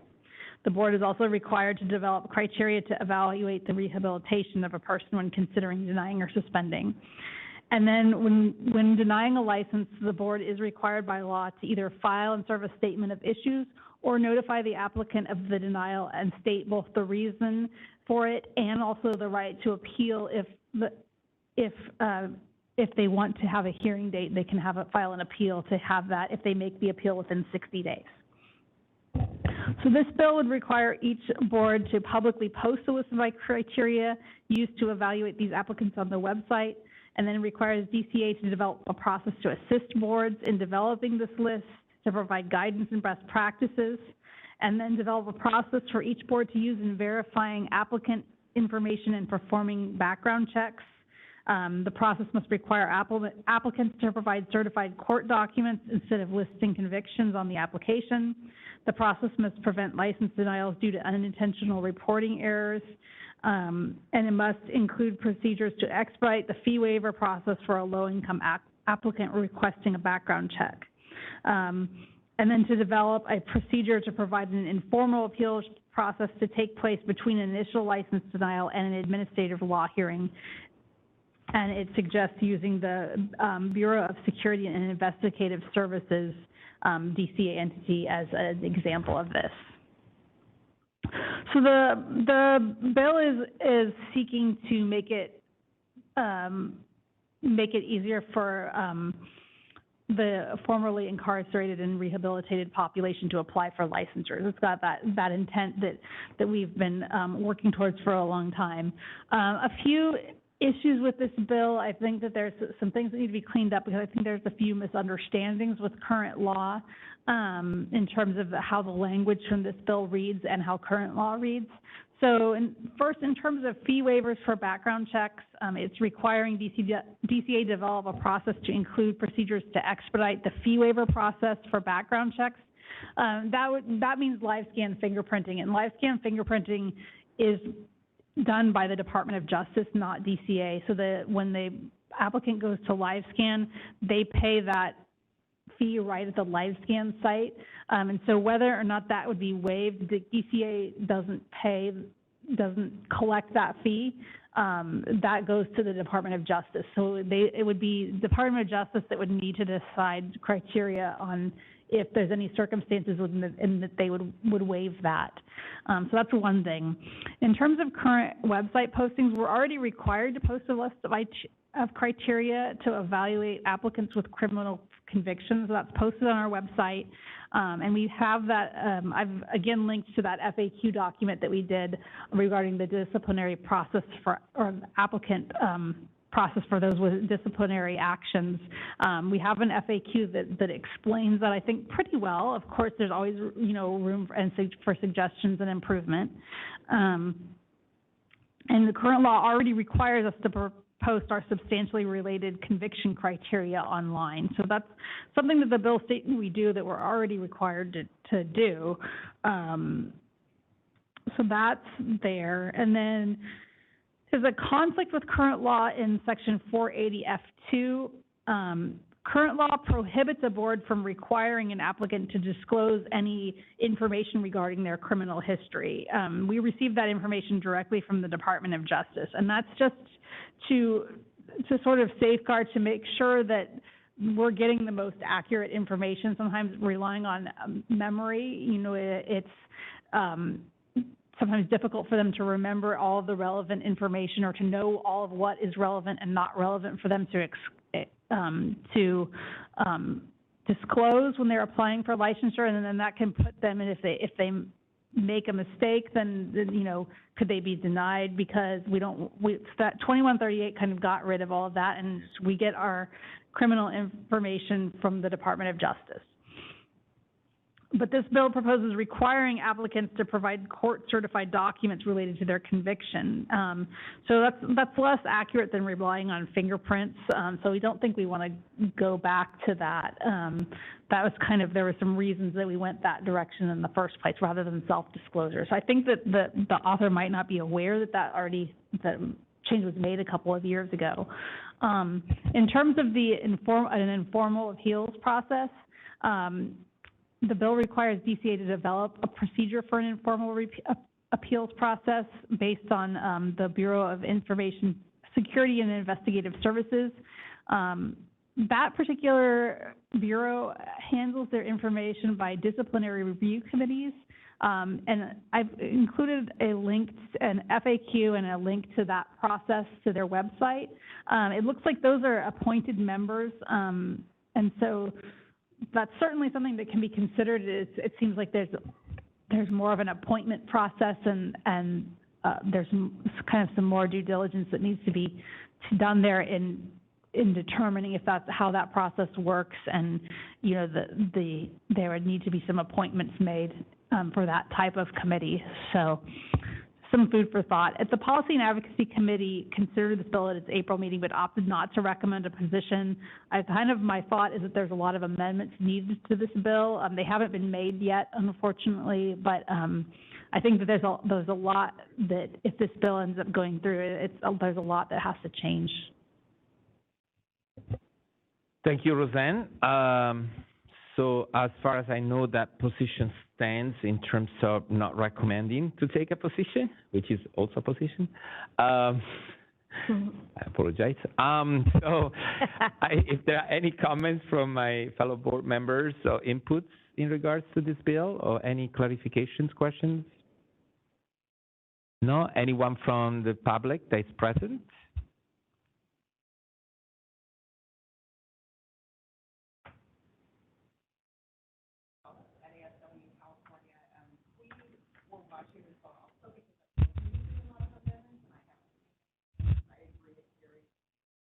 Working. We couldn't hear. Yeah, sorry. I have to start over? Yeah, Okay. I'm afraid so, yeah. Rebecca Gonzalez, NASW, California. We were also watching this bill, hoping to see amendments, but there haven't been amendments yet. We do see it as very problematic. The candor trap was very important to us to get rid of it, and the reforms made in the previous legislation have been implemented, and the board has been great as far as your cooperation in making sure that all the processes were outlined. And this bill seems to be sacrificing simplicity for the different, the way the different boards need to evaluate their applicants. And so I think it's very problematic. Thank you. Thank you so much. Okay, unless there are any motions that go in a different direction, we can move on to the next agenda item. Am I correct? Okay. Should we do public comment for online? And then obviously I wasn't correct. So yes, so moderator, if you can please open to the public. Thank you so much. We are now accepting public comment on this matter. If you would like to make a comment, please type the word comment into the Q&A box in the lower right-hand corner of the screen and send that comment to all participants. If you are a dial-in user, please dial *3 to raise your hand, and we will take comments in the order we have requests. We're going to take just a few seconds now to see if we have a request for public comment.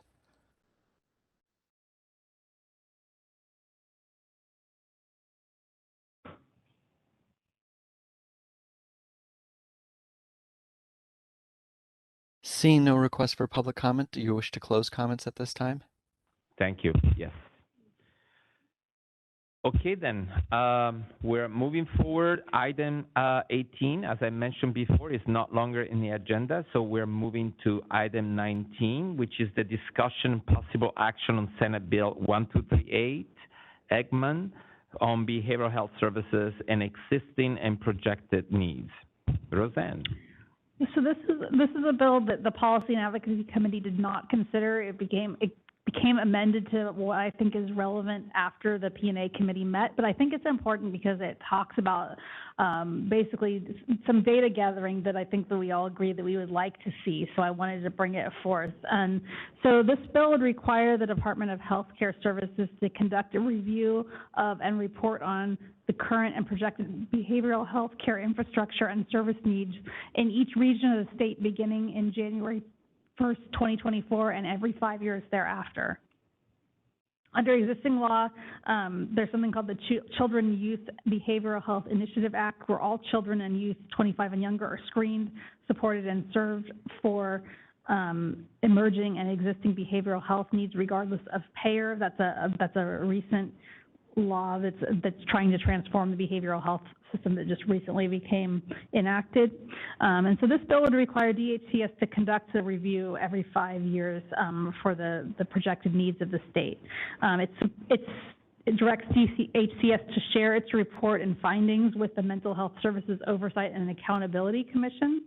It requires local governments to provide DHCS with behavioral health service access and utilization data for the region, and kind of specifies several things that it needs to provide. And it is also required their report to include barriers to meeting projected future needs and to suggestions to alleviate bottlenecks. And the author in the intent states that the behavioral health system has been fragmented for a long time and has generally been inadequate. So the bill would require the state to take a regional view of the behavioral health needs and project what the future needs will be so that we can start planning for them. And so there's some related legislation to this. One is the SB 964 Senator Wiener bill that we talked about that would provide some studies and data. It kind of goes along the lines with what we talked about yesterday about really wanting and needing some good data on the behavioral health workforce. There was another bill last year that would have required demographic information for the boards to be reported at application and renewal, but eventually due to concerns about requiring disclosure, that bill was watered down to make it voluntary, and the P&A committee had ultimately asked for language to sort of address that hesitancy and to maybe require each question be answered, even if it's declined to answer, so that somebody would move forward in the survey and not just ignore it. But ultimately, that bill ended up dying. So it's been hard to get an effort going to get these sort of demographic bills, and so I think that this would be helpful.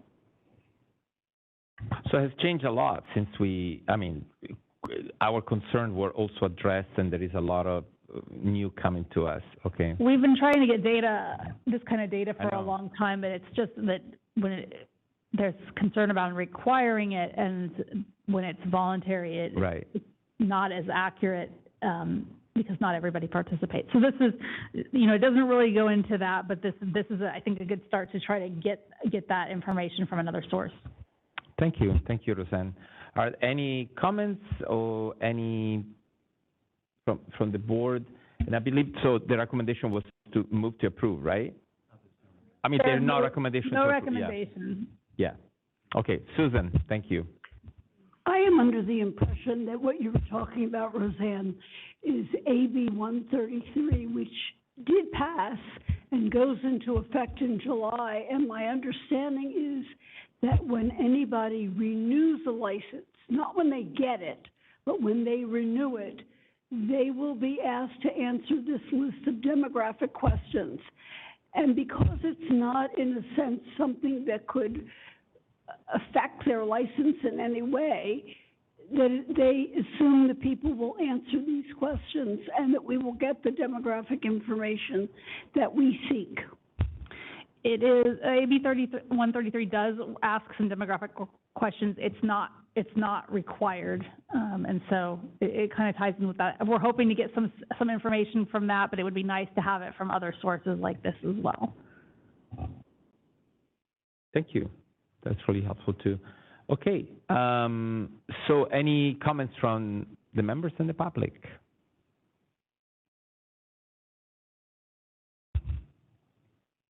Rebecca Gonzalez, NASW, California. We support this bill. Thank you.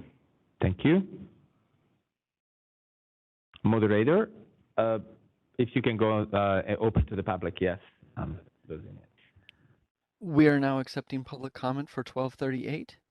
If you would like to make a comment, please type the word comment into the Q&A box in the lower right-hand corner of the screen and send that comment to all participants. If you are a dial-in user, please dial *3 to raise your hand, and we will call on people in the order we have requests for public comment. We're going to take just a few seconds now to see if we have a request.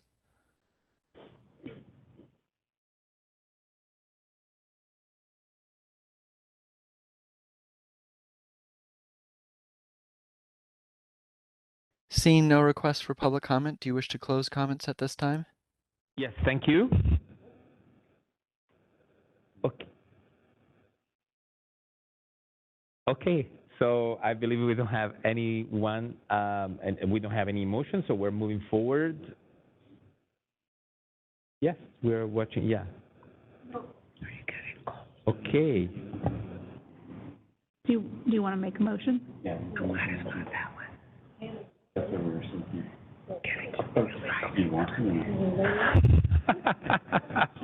And it's obviously 5 hours into it. No, I mean, I know the proposed recommendation was to there is not proposed recommendation to, yeah. So, Yeah, make I one. know, thank you. You can make a recommendation. It didn't go to P&A committee, but that doesn't mean the board can't take a position. Right, It went exactly. Straight to board. So Exactly. does the board can decide if it wants to take a position or not. I think it was important for us today because it also reflects the conversation that we had in the past, in the past few months, not just yesterday, in regards to collecting demographics. And even though there are some modifications, I think this is a good step forward. So I feel like comfortable, confident to make a motion in support. Anyone would like to second that? Justin Haft, LMFT, second. Thank you, Justin. Okay. There were not, legal counsel, there were no comments prior from the public, so I need to go back to the public. It's fine. We love our public. Any comments from on the motion? No, because I already expressed that. Okay. Okay. Moderator, can you please help us and to see if there are any comments out there? Thank you. We're now accepting public comments on the motion. If you would like to make a comment, please type the word comment into the Q&A box in the lower right-hand corner of the screen and send that comment to all participants. If you are a dial-in user, please dial *3 to raise your hand, and we will call on people in the order we have requests for public comment. We're going to take just a few seconds now to see if we have a request.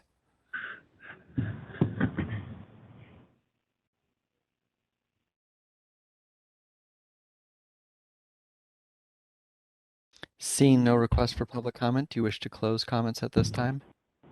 Yes, thank you. Thank you, Moderator. Okay, we have a motion on the floor that just moved, second by Justin, and if we can have a call for the vote. Thank you. John Sovic, Yes. Abigail Ortega, Yes. Yvette Caceres-Willis, Yes. Chris Jones, Yes. Max Disposti, Yes. Justin Huft, Yes. Wendy Strack, Dr. Annette Walker, Yes. Susan Friedman. Yes. Motion carries. Thank you, everyone. Yes, that actually concludes a list of bill proposals. We're moving on item 20, always from Roseanne, but it will be an update on board sponsors legislations to see where they are. Yeah, Thank you, last Roseanne. time you have to hear from me today. So just an update on some of our legislative proposals. We are running 2 bill proposals this year. AB 1758 is our supervision via video conference proposal to allow supervision via video conference in all settings. Happy to report that as of yesterday, that bill passed out of the Assembly, 3rd reading on consent, so it is headed over to the Senate now.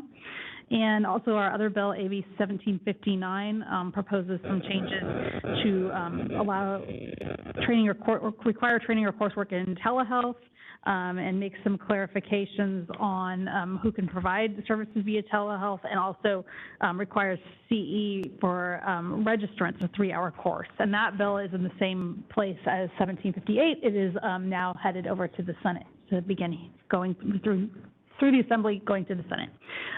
So that's our 2 main bills that we're running. SB 1495 is our omnibus bill. The board requested 3 items in the omnibus bill this year. One of the items has been added in. One of the items, the Senate B&P committee is still considering whether or not to add that in. Legislative Council, when drafting it, had suggested making some more complicated amendments than we were comfortable with, so we're kind of still negotiating that. And then there was one change from held over from a bill last year. The board had wanted an amendment for under SB 855. Wanted to make an amendment to the definition of a health care provider based on some back and forth that was going through that bill. There was a thought that we could ask to put that in the health care omnibus bill. The health committee has declined to put that particular amendment in. What it would have done is delete professional clinical counselor trainees from the definition of a health care provider, just because there was some concern that they can't count pre-degree hours. And it was going to specify some more definitions about what marriage and family therapist trainees, what authority they would be acting under. It sounds like the health committee didn't feel like that was kind of in line with the way the direction of things are going, so they declined to want to put that in there. And you can see I've included the rejected amendments for that in Appendix A if you're interested. Wonderful. Are there any comments of Roseanne's reports? Any questions? Anything else? We're good, and we go to the public. You see, it's an update, but in case there are any questions or comments about the updates from the public, not from the people that are present. Moderator, if we can open to the public and see if there are any comments on the updates. We are now open for public comments on board-sponsored legislation. If you would like to make a comment, please type the word comment into the Q&A box in the lower right-hand corner of the screen and send that comment to all participants. For dial-in users, please dial *3 to raise your hand, and we will call on people in the order we have requests for public comment. And our first request comes from Ben Caldwell. We have sent you a request to unmute your microphone. Thank you. Good afternoon. Ben Caldwell, LMFT. Just a quick question for Roseanne. Do you have any updates on the likely timeline for 1758 getting to the governor and getting signed? I know the current DCA waiver that allows video conference supervision across all work settings expires on June 30th, or is set to expire on June 30th. What's it look like right now in terms of the possibility that the bill might get signed and take effect prior to the waiver expiring? Thank you. Yeah, so we're hopeful that that will happen. It's in the Senate now, so the next steps would be for it to be going through the Senate Business and Professions Committee and also the Appropriations Committee. The legislature and the department is aware of the urgency of this legislation, so that's kind of where we're at this time. There's been, I know, a little exploration from the stakeholders about possibly including it in a budget bill, but we're kind of doing some like research behind the scenes to see if that's even a possibility. So we don't know about that at this time, but we're hopeful it'll be able to make it by the 30th.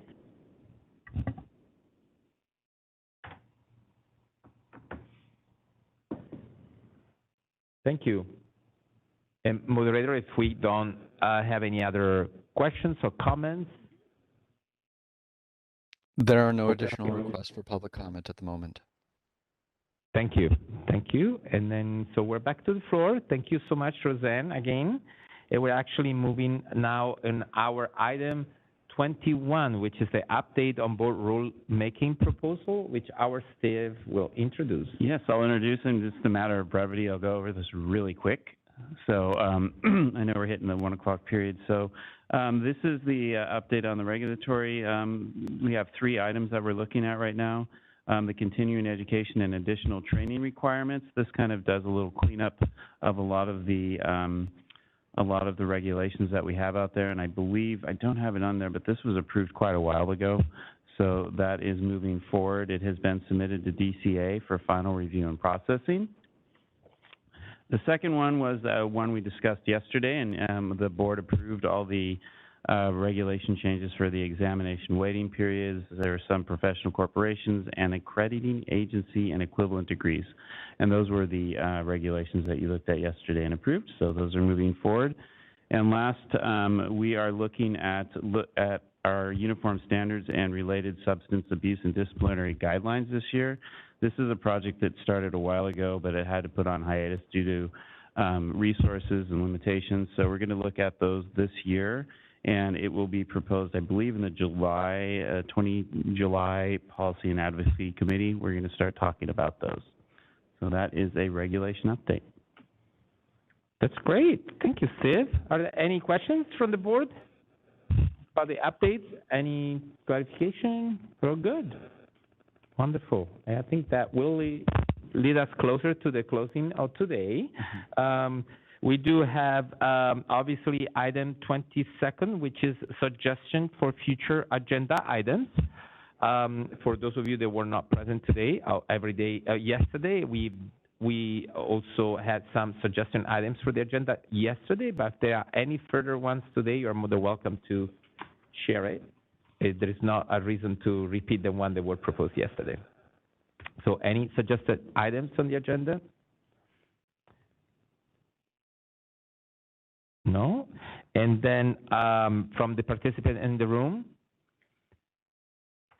No? And we can see with our moderator to see if there are any suggested items from members of the public. Thank you, moderator.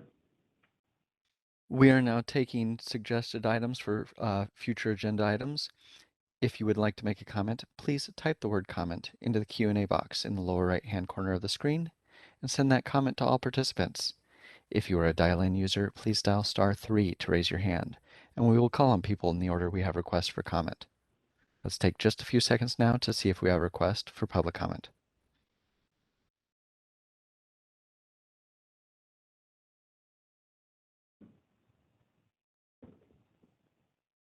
Seeing no request for public comment, do you wish to close comments at this time? Yes, thank you, moderator. Okay, then we can move to item 23 of the agenda, which is public comments for items that are not in the agenda.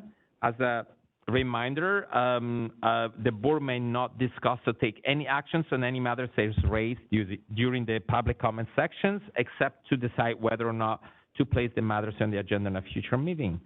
And each commentator will have 2 minutes.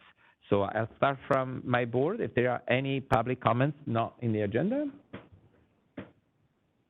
No? Anyone from the public that is present? And moderator,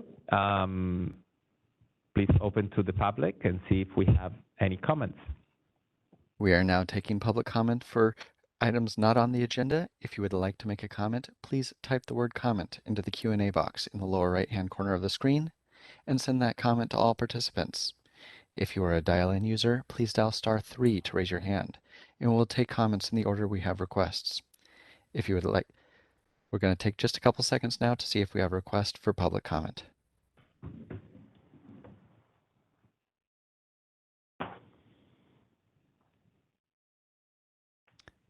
Seeing no requests for public comment, would you like to close comments at this time? Yes, thank you, moderator.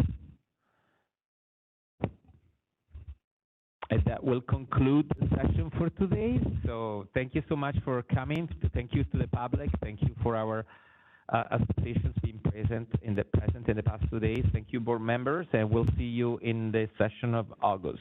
Thank you. Meeting adjourned. He's the